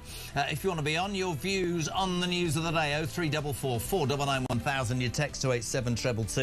You know, I presume, by now what's going on. We've been monitoring Wes Streeting's X account, absolutely nothing. But presumably he's in a pickle, because Rayner at 6:20 this morning was cleared by HMRC of deliberate wrongdoing or carelessness over tax affairs, has repaid the 40 grand and is primed to stand, although a year ago she said she'd not do that in a heartbeat. In fact, I'm sorry, I've got to play this. Angela Rayner this morning refused to rule out running to be the next leader of the Labour Party and be the Prime Minister. This was Angela Rayner 12 months ago. Absolutely not. And I don't want to be leader of the Labour Party. I'm very happy and honoured to do the job. What kind of politician are you? You don't want to be leader of your party? No, I'm very happy and honoured and to be Deputy Prime Minister of this country. And I've got a lot in my in tray to prove that I can do the job that I'm doing and deliver on the milestones for the people of this country. That's what I'm interested in, Trevor. You know this is being recorded, don't you? Because actually, that means one day, if you do, somebody's going to play it back to you. Absolutely. I'll be happy for you to play it back to me. I have no desire to go for the leadership of the Labour Party. My desire is to deliver for the people of this country who have given me opportunities beyond what I could have dreamed of. It's just such a mess, isn't it? Morning, Kim. Morning, Jeremy. It's Kim here from near Bristol. This Labour government seem to have people coming on the station with yourself and others all the time, every single day, saying, we've heard the message, and this is what it is. And then they completely rewrite it. It's like we're saying to them, leave, go away. Oh, you want me to go faster? No, go away. Go faster, go away, go faster, go away. I feel like I'm in a toxic relationship where they're just not listening, they're not getting it. And they're trying to give us more of the thing that we've just sent them a very clear hand gesture, as it were, to say, would you mind tottering off? 9:05. What a totally brilliant moment to go to the Labour MP for Bolton West. I thank him for coming on. Phil Bricknell, a very good morning, sir. How are you? Good morning. Thank you very much for having me on, Jeremy. My pleasure. Thank you for sticking your head above the parapet. Not many do. What's your response to Kim on your party's failings? Well, look, what I would say to Kim and others who are watching is this government was elected to serve out a parliamentary term and to deliver on those manifesto promises that we all stood by as Labour MPs in 2024. Events of recent days have been a distraction from the King's speech. The King came to Parliament yesterday, setting out what the government is going to do to tackle the cost of living crisis, to build energy security, to continue to bear down on NHS waiting lists, and to make sure that people feel better off in their pocket. It was mentioned slightly earlier in one of the introductory segments that actually the economy grew far greater than was expected in the first 3 months of the year, far outstripping forecasts by the Office for National Statistics. That's really important. I'd far rather be talking today about what the government's going to be doing than talking about internal Labour Party shenanigans. I don't disagree. Especially at a time when Nigel Farage is under investigation by the Standards Commissioner for a £5 million donation that was not declared, and when Zach Polanski did not pay council tax for 3 years. It's not for me to... consider me the mediator, my friend, between the silent majority that you aim to or purport to want to represent. It's not for me to sit here and defend Nigel Farage or Zach Polanski. It's an interesting thing that within 2 sentences speaking to anybody from Labour, that's what I get. Let's talk about what you talked about. We were elected for 5 years, absolutely, to deliver on a manifesto and promises we made. What about the things that have been brought in that have caused such anger in this country that were never in your manifesto in the first place? Let's start with 10 million pensioners who, categorically, I know there are pensioners who do not need that heating, but the way that was brought in has alienated an entire demographic from the Labour Party. You'd have to admit that. Well, look, I think it's fair to say that ministers have said on the record that the government has made mistakes, and they accept that, and they've learnt the lessons from those mistakes. There are always going to be... I think that's the point, Phil. I'm not arguing with you, but I think the point is that, and she said it, and I will put this to you, have they learnt from their mistakes? Because, I mean, I've got a whole list, and I respect you enough. I'm not going to throw the same list out again, but it seems to be, whether you're a waspy woman, a farmer, a pensioner, and don't get me on the veterans, because I will look you full square in the face, man to man, and I respect you coming on. The Troubles Bill is the most disgusting thing I have ever heard any political party do. If somebody that I knew or a relative had donned a uniform 30 years ago and was being told by your party whilst I sit in a retirement home I could be prosecuted whilst giving immunity to the IRA, I think, I'm being straight with you, Phil, I think that is disgusting. Those are the sorts of policies that have alienated swathes of this country. It's not about Farage or Polanski, it's about stuff that you didn't say you were going to do that they have put through. How many have been mistakes in your mind then?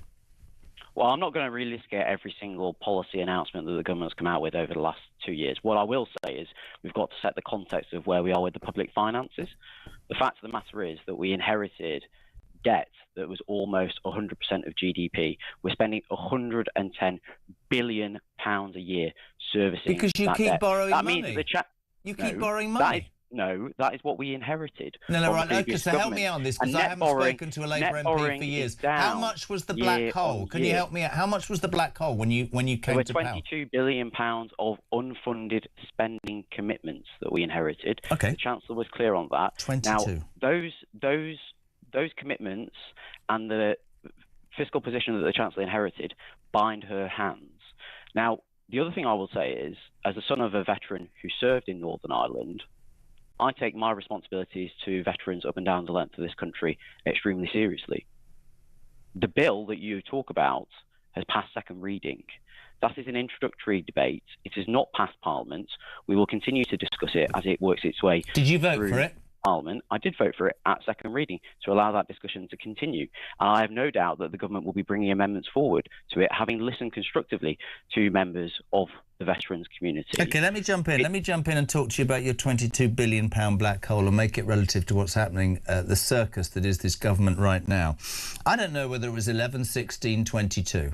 I know, by the way, and I think it's important I make this point to you, Phil, that I was, as millions of the people in this country were, completely hacked off and not listening in the end to anything the Tories said. Completely, genuinely mean that. And as a patriot, I wanted your party to succeed. But if just in basic terms, you're an MP, I'm a nobody. If somebody said to me, right, Kyle, you're in charge of the finances, we are £22 billion in debt, I would, I'm just being honest, try and make cuts so that I got back to naught so that then everybody could benefit. What I wouldn't do on day one or week 3, and this is the man that apparently is about to go over the parapet, Wes Streeting, is to give a pay rise of 28% to junior doctors. Please hear me out. With no conditions that didn't mean they wouldn't be back within another 12 months, to the point that Streeting says that's an outrage, and add another 15 billion to a situation that you say was untenable. The fact of the matter is, this Labour Party and this Labour government has done what Labour governments in the past have always done,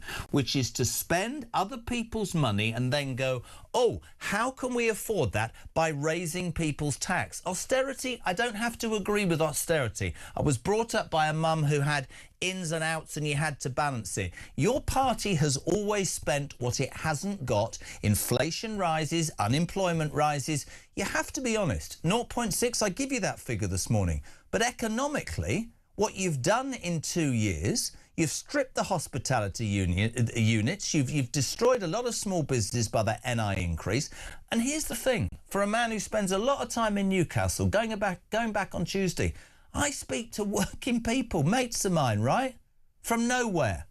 And they do not even mention the Labour Party representing the working man and woman anymore because they feel betrayed by you. That's just my view, my friend. It's just my view. Yeah, and we can agree to disagree on that. Look, as the first person in my family to go to university, as someone who spent more than a decade working in finance, I'm more than happy to talk to you about the numbers day in, day out. But the fact of the matter is that the public finances were difficult coming in for the Chancellor, and we've got to be honest with people. Why'd you spend the money on the doctors then? What we can afford to do. Why'd you spend the money on the doctors? Because they're unions and they back you? No, because it was an unsustainable position and people were waiting months, if not years, to be seen in hospital, and that was an unsustainable position. And you've seen the Health Secretary be very clear in saying to the BMA over the past few months that their demands for further pay rises to the tune of 35% are not sustainable. Why didn't he put that in the original deal 12 months ago, like any good CEO would? And he wants the top job. Because we recognise that there has to be a trade-off in politics. There always has to be. There is an upside and there is a downside. OK, let's talk about money then. Why did you give the Chagos Islands and £16 billion away? Hang on. If I can just talk about the point that you made about economic stability. Yeah. Let's be true with people about what we saw. We saw 6 consecutive interest rate cuts since the general election, overseen by Rachel Reeves as the Chancellor, because we were firm with the fiscal rules that we came in on, and we made absolutely clear that growth and stability to the economy is needed, and that is paramount, and that is the first mission of this government. And that is right, because that's how you pay for public services, that's how you crowd in private sector investment, that's how you let the small business owner thrive, that's how you get more development on the high street, that's how you build back pride in communities. And that's really important, I think, for everyone to know that we have a top team that understand the importance of not pursuing a tax and spend policy, as you outlined, but actually supporting business to thrive and making sure that Britain is a country where no matter what your background, you can get on and you can fulfil your potential. Phil, the problem is, and listen, we'll agree to disagree, and I repeat what I said, it's important to get all sides. One of the criticisms of Keir Starmer is that it's robotic, and it's just... It's obviously something you all believe in, but it doesn't really answer what's going on for the people of this country. I can sit here and tell you many more policies that were not in your 2024 manifesto, starting with mandatory digital ID, but I don't want to get bogged down. I can have a different view to you about how you make business work. I can have a different view about Europe. I can have a different view about almost anything. But what I'm trying to say to you, perhaps badly, is it is not the Tories' fault. It is not the Iran war. There is a particular view of this Prime Minister and with it his administration, whether you like it or not, and however much it goes against the grain of the Labour ideology. The British people, the silent majority, told you last Thursday that it wasn't a rap on the knuckles. The two-party system, sadly, it seems, is dead. And what I want to know from you this morning is, because you are, I believe, Phil, tell me if I'm wrong, you're supporting Keir Starmer, are you? I support the Prime Minister. I don't want to see a leadership contest at this time. Well, patently what's going to happen is Wes Streeting's going to put his head above the parapet today. Earlier on this morning at 6:20, Angela Rayner, miraculously, I don't know how this happened, but HMRC have cleared her just in time to put her hat into the ring. We've got the self-styled King of Manchester, Andy Burnham. We've got a Red Ed Miliband that nobody would trust. Don't get me on net zero. We'll never speak again. It's a mess. What do you see happening in the next few hours and days? Well, I want to see us put country first and party second. Well, that's what you said, yeah, but that's not really That means not having a contest now. That's why I signed the statements that was agreed by more than 110 backbench members of Parliament and PPSs that said we don't believe now is the right time to have a leadership contest. We should be focusing on working constructively in setting out the government stall around the 35 bills that were in the King's speech, tackling issues around, for instance, the special educational needs and disabilities crisis in that system, addressing issues around water reform and bringing bills down, making sure that we move to a system where we cap ground rents and get rid of leasehold. That's what I want to see us all focused on. I don't know what's going to... I don't know. I have no crystal ball as to what's going to play out. Patently, I get that. That all sounds great. The fact of the matter is, my friend, let's get real. Four big beasts are about to go head-to-head, probably with Starmer, and tear your party apart.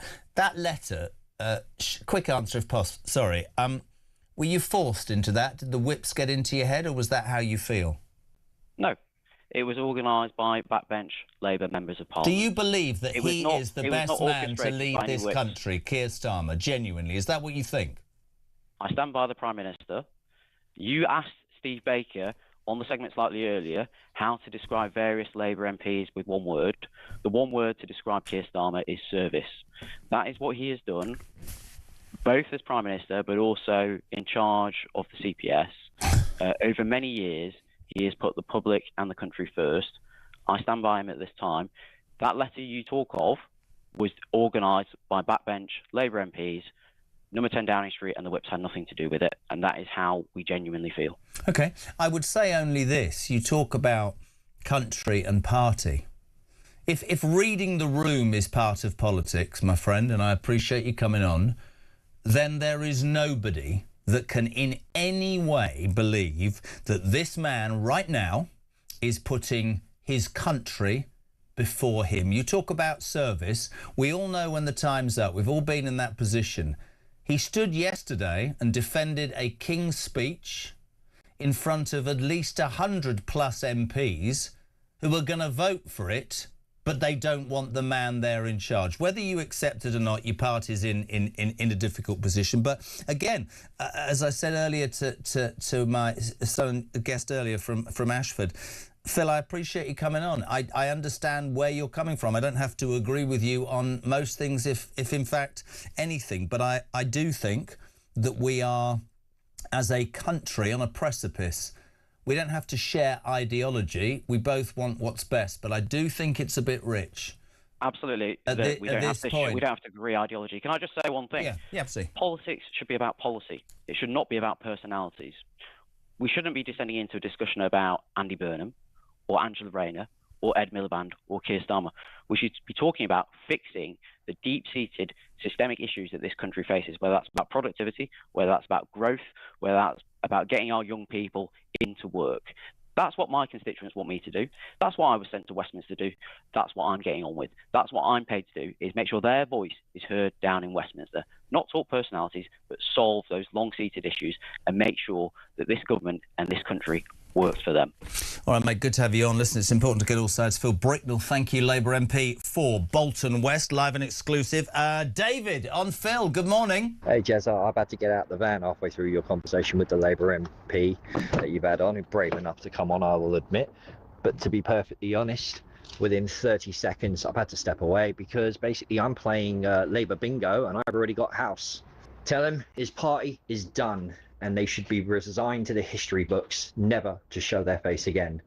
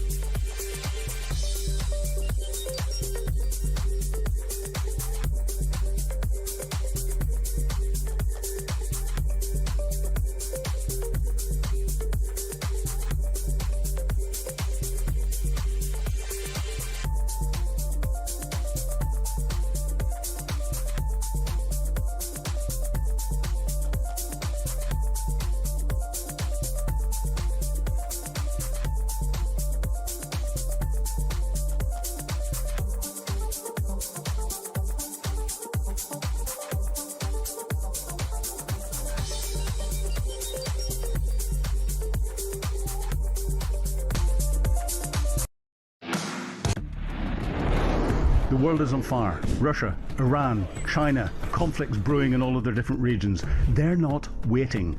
But here in Britain, our armed forces are underfunded, they're undermanned and they're underprepared.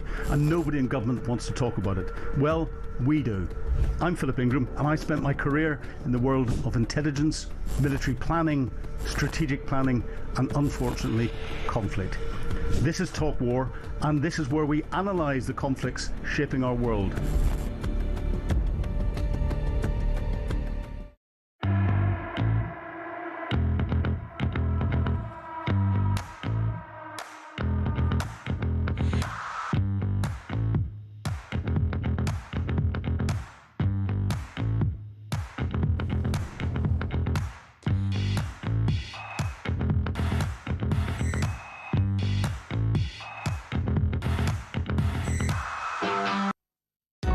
Across the UK, on DAB+, on your smart speaker, on your smart TV, and on your side. This is Talk. Welcome back. Interesting. Jez, enjoying this morning's show, and I've not seen so many Labour representatives on Talk over the past few years. It's like they're terrified and running scared, loving it. This from Jeff. These Labour guests who don't get it. It's not about delivering what they want. It's that what they want is out of line with what we damn well want, but they're too egotistical to acknowledge it. Jezza, Phil with his handset. Where's Phil calling from? Cape Canaveral? Brilliant. Yes. Steve, good morning. Morning, Jezza. Oh, my God, this Labour, guys. Codswallop, mate. You've no idea what you're on about. Jesus. Oh, it's painful. I don't know. Sack all these idiots off. Brilliant. 9:23. We don't know what's happening. Wes Streeting's account is actually quiet. Angela Rayner's been cleared of her tax debt. She's priming up and getting ready to go. Miliband's skulking around the place. I have to tell you, And I've just read a headline in the Mail from Andrew Pierce. It's just sent me over the edge. The real reason Rachel Reeves is silent is because she wants her good friend Wes to make her Foreign Secretary. I'm sorry, I thought she was linked inextricably to Starmer. Anyway, listen, one thing that's come out of this whole mess is the incredible work this next guest has done. I mean, every day we put him on and he explains it. The response is phenomenal. Morning, Dan Hodges, how are you? I'm good. How are you? You're getting like some proper following, son. They're all like, get Dan on, get on. Listen, mate, amazing.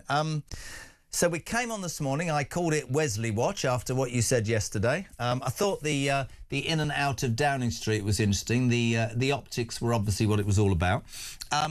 Yesterday, we heard weird stuff. Number 10 say, we support our health secretary. Frankly, if it had been me, I'd have sacked him. And I come in this morning, lo and behold, 6:20, Rayner, little interview, cleared by HMRC of deliberate wrongdoing or carelessness and has settled her 40 grand in unpaid stamp duty. Convenient timing, isn't it, Dan Hodges?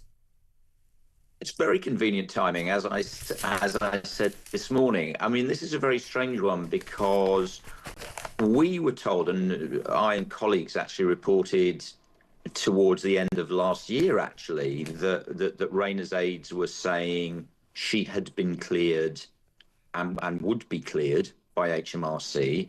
But then we got in this strange holding pattern, and then lo and behold, today we get this announcement. I mean, it's obvious that she was told whatever the outcome by HMRC was a few weeks or months ago, and has specifically waited for today to make this announcement.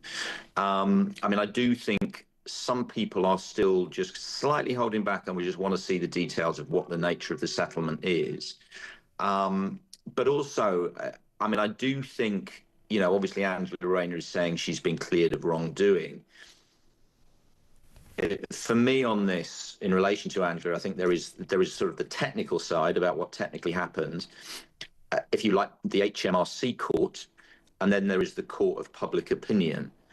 I'm not entirely sure in terms of the, I mean, it'd be interesting to see what your viewers think, but I'm not entirely sure in the eyes of the general public, this is really going to significantly change much in terms of perceptions of Angela Rayner on the tax issue.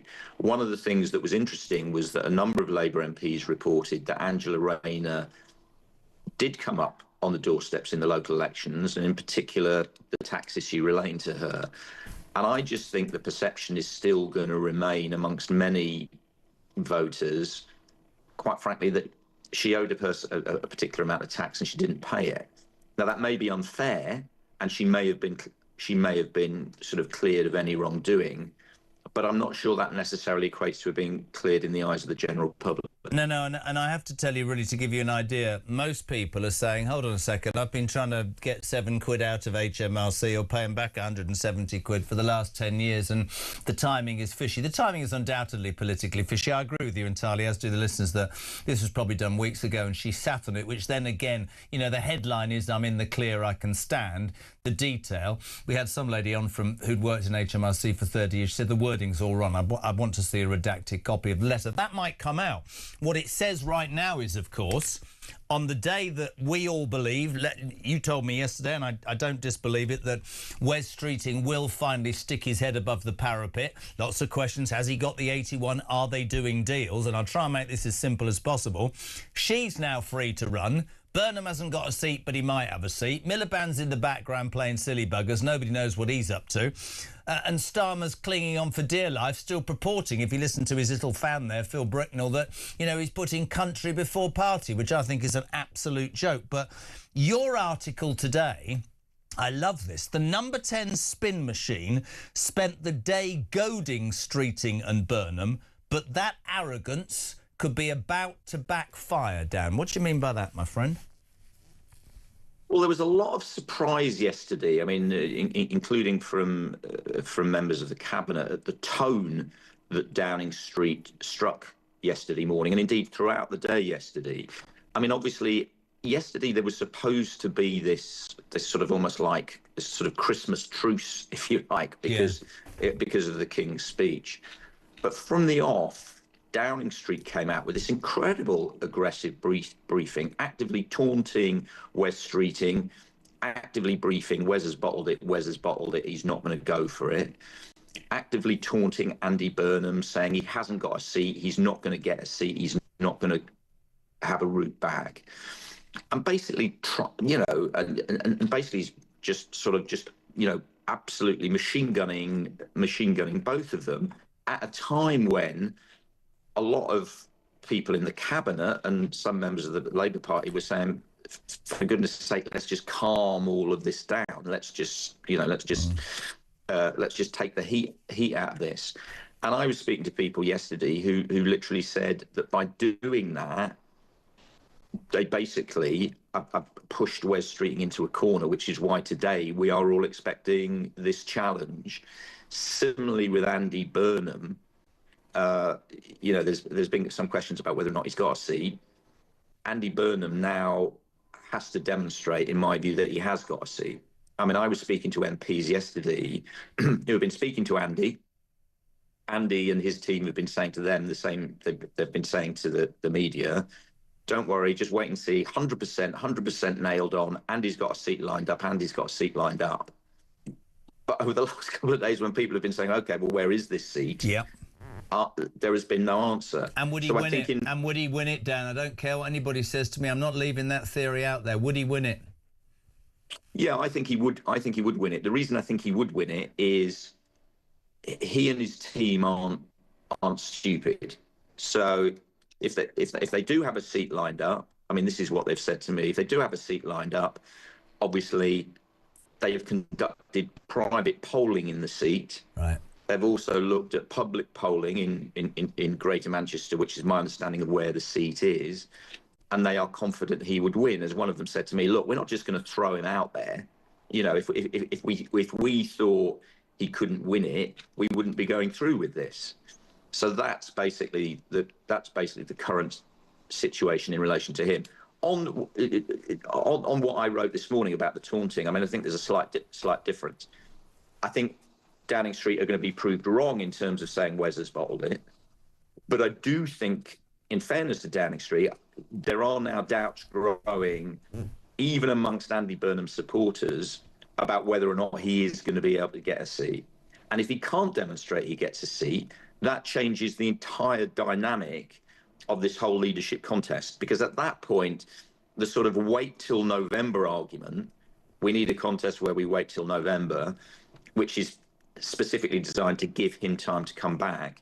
If he can't get a seat, then he can't come back. And so at that point, can I throw something really weird changes. at you? Can I throw something really weird at you to the point where you've got me so invested in this bloody story, I woke up at 1 o'clock in the morning with a theory and wrote it down because I knew that I had to say this to you because you are the voice of it all. Okay. No, I mean this. It's driving me nuts, but brilliant nuts. So much do we not know. You'd know more about what these... I mean, Andrew Pearce wrote the page before you today. Rachel Thieves is waiting for her friend Wes to make her foreign secretary. I mean, that just blows my mind. But here's a theory that might cause all of you to think I'm nuts. So you've got Starmer, you've got Streeting, you've got Angela now waiting, and you've got Burnham looking for a seat. Today, Angela Rayner sticks her head above the parapet. Keir Starmer calls her and says, right, you and Burnham, I'll do a deal with you. I want an orderly transition, right? I will go after the party conference or September. I will let him stand. I'll hand over the reins. It'll be very nice. I'm sacking Streeting and you can be the health secretary or move people around. You come back. But I want you to make sure that your lot keep me here until September so I can do it perfectly well and not allow Streeting to have his moment. Is that mad? No, I mean, I actually think that is broadly where we're going to end up with this. Okay. I mean, I think broadly this will end with Keir Starmer setting out a timetable for his departure that leads up to the Labour Party conference in September. God, I know that but behind the scenes, that is what members of the cabinet want. They're being careful at the moment. The wider cabinet, again, you know, we haven't seen the wider cabinet at all over the last three or 4 days. Just, you know, Keir Starmer's, you know, final small clique of cheerleaders within the cabinet.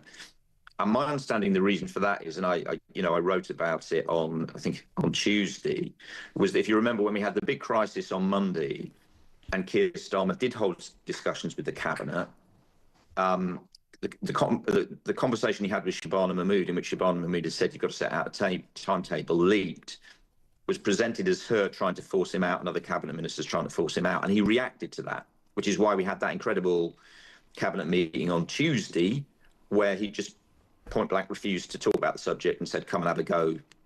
If you think you're hard enough, you're going to have to drag me out of here. Yeah. So the cabinet, my understanding is the cabinet are trying to give him the space to recognise that the game's up and he has to set out a timetable.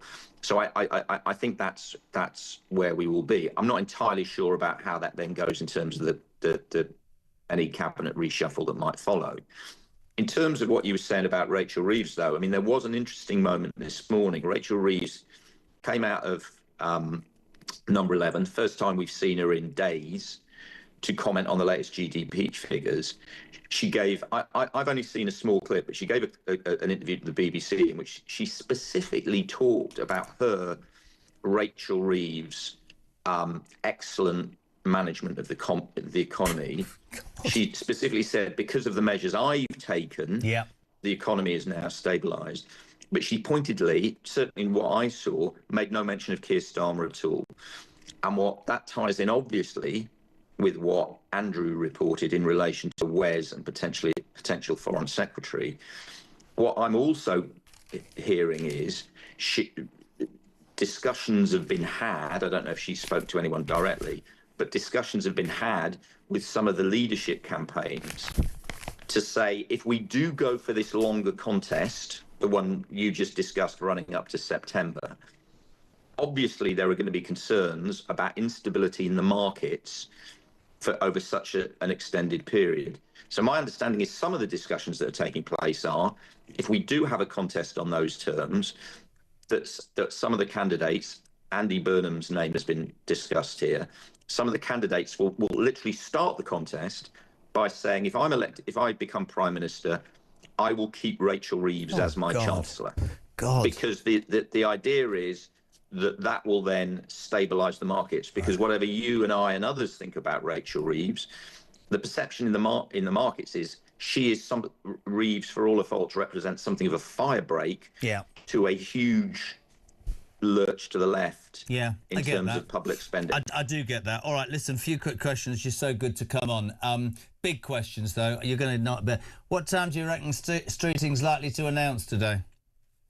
I have absolutely no idea. I mean, we've got an issue which is, my understanding is waiting list figures are due to be published today. I don't see any way that he can lead presenting those if today is going to be the day he resigns. I mean, he may have a strategy of saying, I will present those, underline my success as health secretary, and then resign. But that just seems a bit weird. So we're all just sitting here in a holding pattern, to be honest. Do you think if he resigns, he announces that he's standing hand in hand with that? Hand in hand what? With the I'm resigning and I'm standing for leader, or does he today say I'm resigning and in a couple of days? I see what you mean. That is a good question. My own view, it's very hard. He has to have a rationale for his resignation. Yeah. That rationale has to be a loss of confidence in Keir Starmer.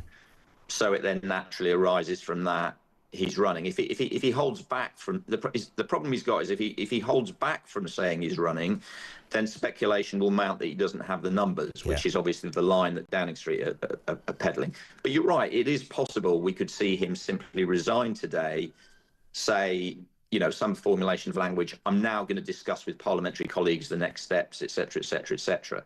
That's conceivable. Angela and Miliband will be watching the situation closely. And just one other question.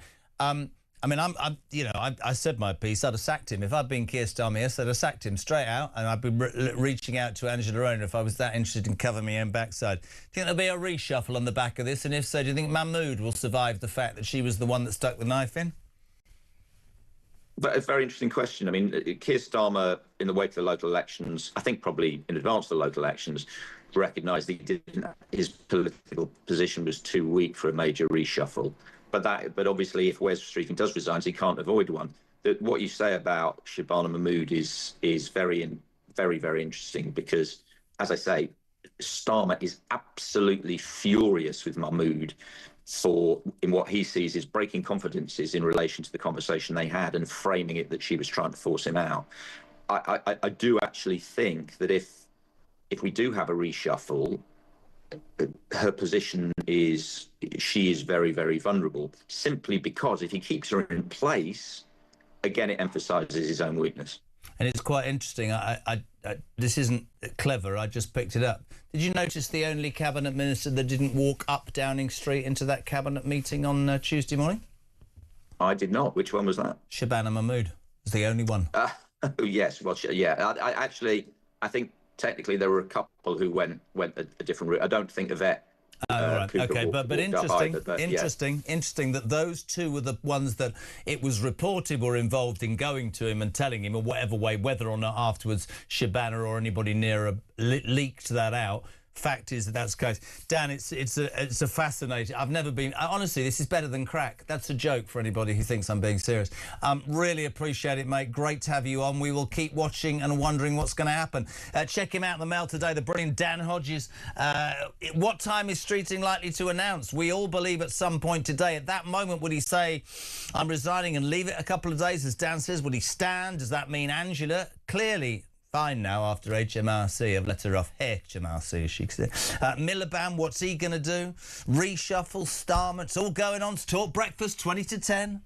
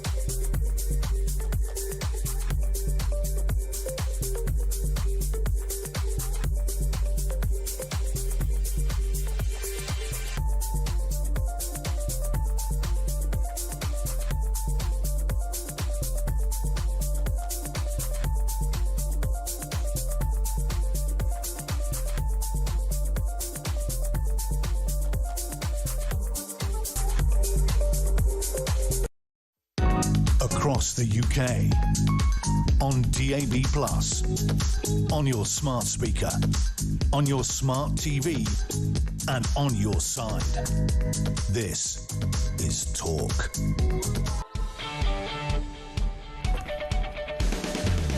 Welcome back. 80 minutes to 10, 80 minutes away from Julia Hartley-Brewer. She'll take you through the day till 1. Ian Collins from 1 and Drive from 4 with Kev O'Sullivan. We keep asking what will happen. Will Streeting resign? Will he resign and stand? Will Ange, who have been cleared by HMRC, will she stand? What about Miliband? Morning, Phil. Morning, Jeremy. This is Phil, flying from Durban to Birmingham. I've got another 5 hours to go before I touch down in Birmingham. I just think it will be the most wonderful homecoming to know that Starmer has gone. The red mist has been blown away. Oh, God, make it happen. Thanks, Jeremy. Great show. Brilliant. So, I'm sorry, I'm being listened to on a jet from South Africa to London. When he says the red mist will be blown away, well, it won't, will it? Because whatever comes next is also going to be red. Here's a man I love having on the show for all sorts of reasons, broadcaster, historian, fellow at the New Culture Forum, Rafe Heidel-Manku. A very good morning to you, sir. Always a pleasure, Jeremy. I'm going to play you the best clip we found. This morning, of course, at 6:20, it was relayed to us all. Angela, has been cleared by HMRC. Obviously, we believe it was some weeks or months ago, and she sat upon it because the timing is quite interesting. Today's the day that Wes will presumably go over the wall, because if he doesn't, he's a coward. She could follow suit. I want a parallel universe, Rafe. I'm going to take you back one whole year to when she was speaking to Trevor Phillips. Marky, push the button, please. Absolutely not. And I don't want to be leader of the Labour Party. I'm very happy and honoured to do the job. What kind of politician are you? You don't want to be leader of your party? No, I'm very happy and honoured and to be Deputy Prime Minister of this country. And I've got a lot in my in tray to prove that I can do the job that I'm doing and deliver on the milestones for the people of this country. That's what I'm interested in, Trevor. You know this is being recorded, don't you? Because actually, that means one day, if you do, somebody's going to play it back to you. Absolutely. I'll be happy for you to play it back to me. I have no desire to go for the leadership of the Labour Party. My desire is to deliver for the people of this country who have given me opportunities beyond what I could have dreamed of. Rafe, extraordinary. It's but I don't understand, Jeremy. I thought she's supposed to be a truth teller. I thought she's someone who has no time for party politics and all the shenanigans of the Westminster bubble. What are you trying to tell me? I mean, that just reminds me of a Paul Eddington from Yes Minister, Yes Prime Minister. It's right out of central casting. She is just the same as everyone she alleges she's different from. It's great to have you on to sort of oversee everything.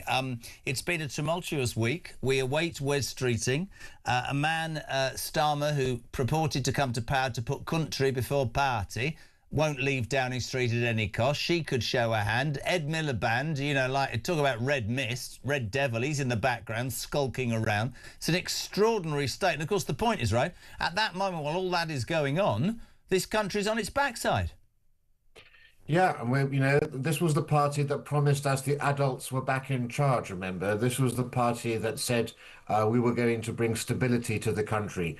In fact, actually, I'm beginning to wonder whether we're ever going to actually have a time when we have a prime minister who's in office for more than a couple of years. I mean, if you think about it, are we just so unlucky that we've had a succession of, what is it now, 7 prime ministers who've been unable to stay the length of the course? Or is it, as Starmer himself said, that Britain is ungovernable? I mean, we've lost the centre ground in politics. Everyone has become factionalised to one degree or another, and it seems incapable now for any party to actually get together a coalition that carries the broad sweep of the public along with them. And so I sort of have this great fear and nightmare that we're going to have this Groundhog Day scenario where every couple of years now we're going to have this sort of a leadership challenge, whoever's in power. Especially under first past the post now, where no party seems to be able to get more than perhaps 30% of the vote. But yes, I mean, look, we're at one of the most difficult times in British history. We are facing so many existential crises, and this is not a time when we can afford to have these sorts of shenanigans going on. And I'm afraid the real point is whoever replaces Keir Starmer is going to be more of the same, or perhaps even worse. I mean, anyone who thinks Angela Rayner is an improvement on Keir Starmer needs their head checking. Ed Miliband is a question of replacing Tweedledum with Tweedledummer. It's impossible for me to see how there's any improvement here other than having a general election. I was listening to you saying about, you know, the depression, if you like, of being in a position where we seem to change prime ministers, and this will go down like a bad smell for a lot of people. I think it says a lot about the quality of our politicians, and I've long thought, and I don't mean to be disrespectful to anybody, this is an overview. I think there are too many of them who, I mean, I've interviewed MPs who my 6-year-old would know more about what's going on in the country, or be more empathetic about what the silent majority are interested in, and be able to speak candidly from the heart and show any conviction. And it can't be a coincidence, Rafe, can it? And I'm not just bringing it back, because I'll include Tony Blair. The last 2 prime ministers to last past a decade were Margaret Thatcher and Tony Blair. I happen to believe in a lot of what Tony Blair did. I happen to have been a Thatcherite, maybe in the end not so much. But here's the thing. They both did what I still believe is the only way politics can be done, which is to stand in front of the people and say, this is me, warts and all, made a few mistakes, done this, done that, not going to paint myself a squeaky clean, decided to give it a go. That's my plan. If you vote me in, I'll do it. There'll be days when it's crap. There'll be days when it's great. I'll be criticised and pilloried and written about in the paper, but I'm going to do this. And if at the end of 5 years it's good, you'll re-vote. If not, I'm toast. And I take that, but that's what my pledge to you is. I don't see that. I see politicians who only speak when a focus group says it's the right place to speak. I see politicians who change policy like that. What have we had? 16 U-turns from this guy. You can't buy into that. Leadership is courage. Leadership is, I'll take on the people who disagree with me because I fervently believe that that's a better policy. I don't see any of that anymore. None of it. And that's what it needs in this country. And whether that's Farage or another Starmer-esque person or Kemi Bates, not right person, wrong party, would be my humble opinion. What I saw yesterday with her, good. She's missed many opportunities in the past. I get that. But I don't feel it with any of these people, Rafe. I just don't. Yes, Churchill said it's very hard for a nation to look up to somebody who always has their ear to the ground. Yeah. And that's precisely what we've had with successive politicians. But I would put the blame actually with Tony Blair, because he's the one who started all of the spin, took out the authenticity from politics. Everything did become about focus groups. And, you compare the Labour front benches now with, say, Dennis Healey and those characters, people who had a genuine hinterland, who came from the real world. And all we get now are people who've gone through the same factory process, all graduates of PPE from Oxford or Cambridge, no real world experience. And they are bland, they are devoid of all culture, they are monochrome poster boys of the managerial class. And also, there is no deference now for politics, and there's no incentive for real talent to come into politics because they know the public are going to despise them. Ever since we had the expenses scandal, public trust and confidence and respect for politicians has gone. People who are talented are going to have to take a huge pay cut. They're going to have the media go through every single aspect of their private life. They're going to be pilloried on social media. So you have to ask, what actual incentive is there for people to do what used to be the noble thing and go into politics? And so we're left with grifters. We're left with people who are unable to achieve things in the private sector. And I'm afraid to say you just have to look at all sides of the parliamentary part of Parliament today to see people who simply are often there because they tick the right boxes. We're not putting the brightest and the best into office. We are ticking quotas. I mean, I agree. And I think, I've said it before, and people look at me like I've landed from Mars. I think there should be less politicians and we should pay them more. And I think that when you look at, you said it about that Labour front bench, they've gone from university to students' union to think tank to the Fabian Society to SPAD or special advisor, and then they make it.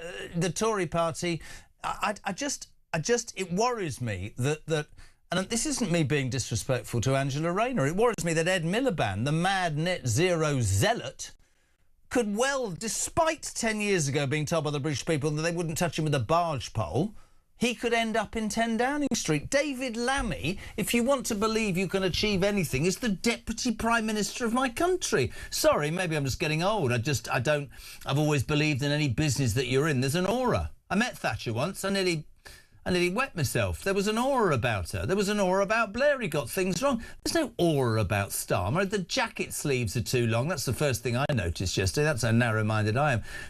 Corbyn, none of them have made me go, whoa. I want to follow that person. I want to believe in that person. I want to have a conversation with that person. I don't know. I mean, just to sum up today, do you think Streeting will stick his head above the parapet? Well, my view is if he had the necessary 81 votes on Tuesday, he would have done something then. Whether he has it today is another matter, but he needs to get more than 81, really, because, we know that the Chancellor and others have been trying to hive off support from him. So to be safe and secure, he needs to have, I would say, 95 to 100 people behind him before he would make this challenge. And this is the big question. I don't think it also helped his cause to be rolled by Kemi Badenoch and looking like a spoilt school child opposite her.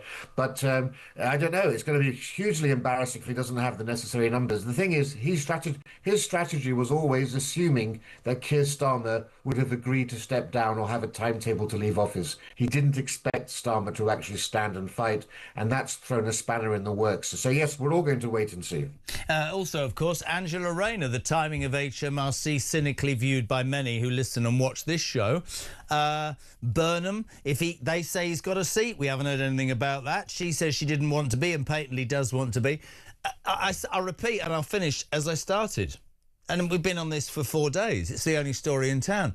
It's an absolute mess. And whilst this is going on, hard-working Brits, alarm clock Brits, are struggling to pay their bills. Food, energy, everything's going through the roof. We've got no reputation internationally. We've got no defences. We've got law and order amiss on the streets.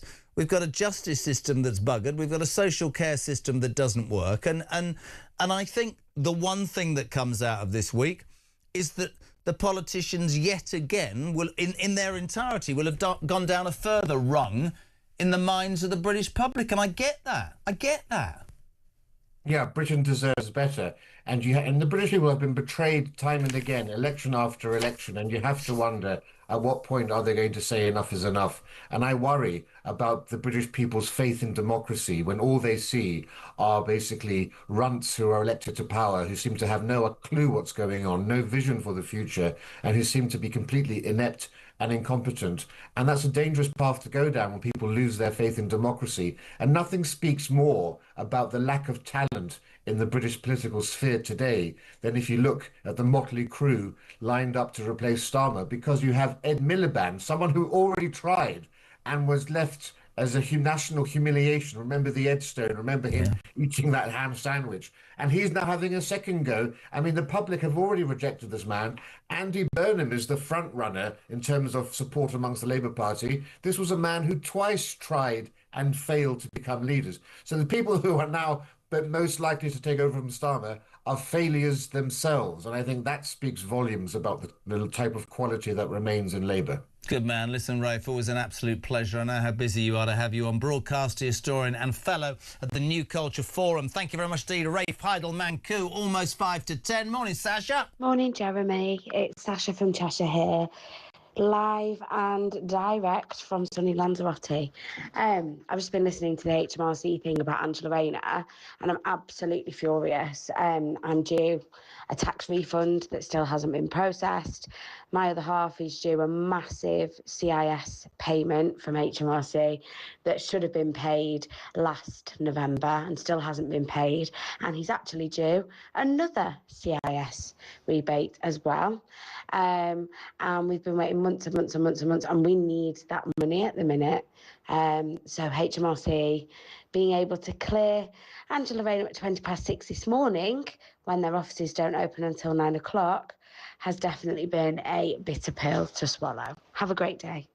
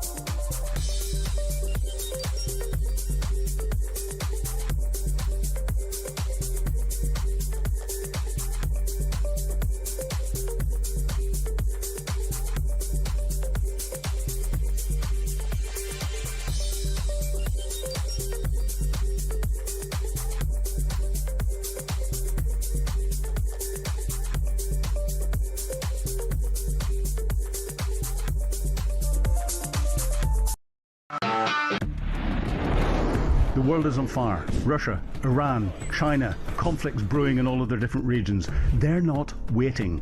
But here in Britain, our armed forces are underfunded, they're undermanned and they're underprepared. And nobody in government wants to talk about it. Well, we do.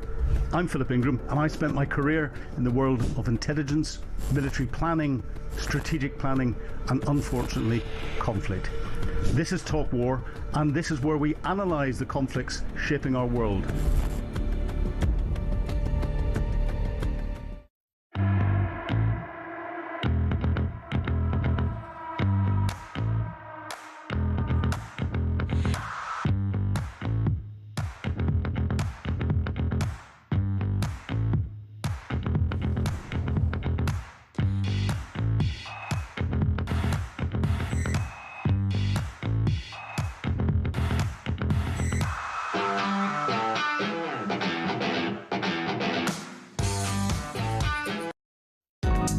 across the UK. On DAB+, on your smart speaker, on your smart TV, and on your side. This is Talk. It sounded better. Welcome back. A minute to 10. Julia here. Julia, very quickly. Hi, Jez. Angela Rayner was investigated by the HMRC, paid what she's owed and has been cleared. Are you going to keep pecking at this until you create more mud silling at her unfairly? I didn't create any mud to Me. Yeah, exactly. None of us did. She's the one who admitted she didn't pay her full tax. She was told to get specialist tax advice. She didn't get it. How is that not a deliberate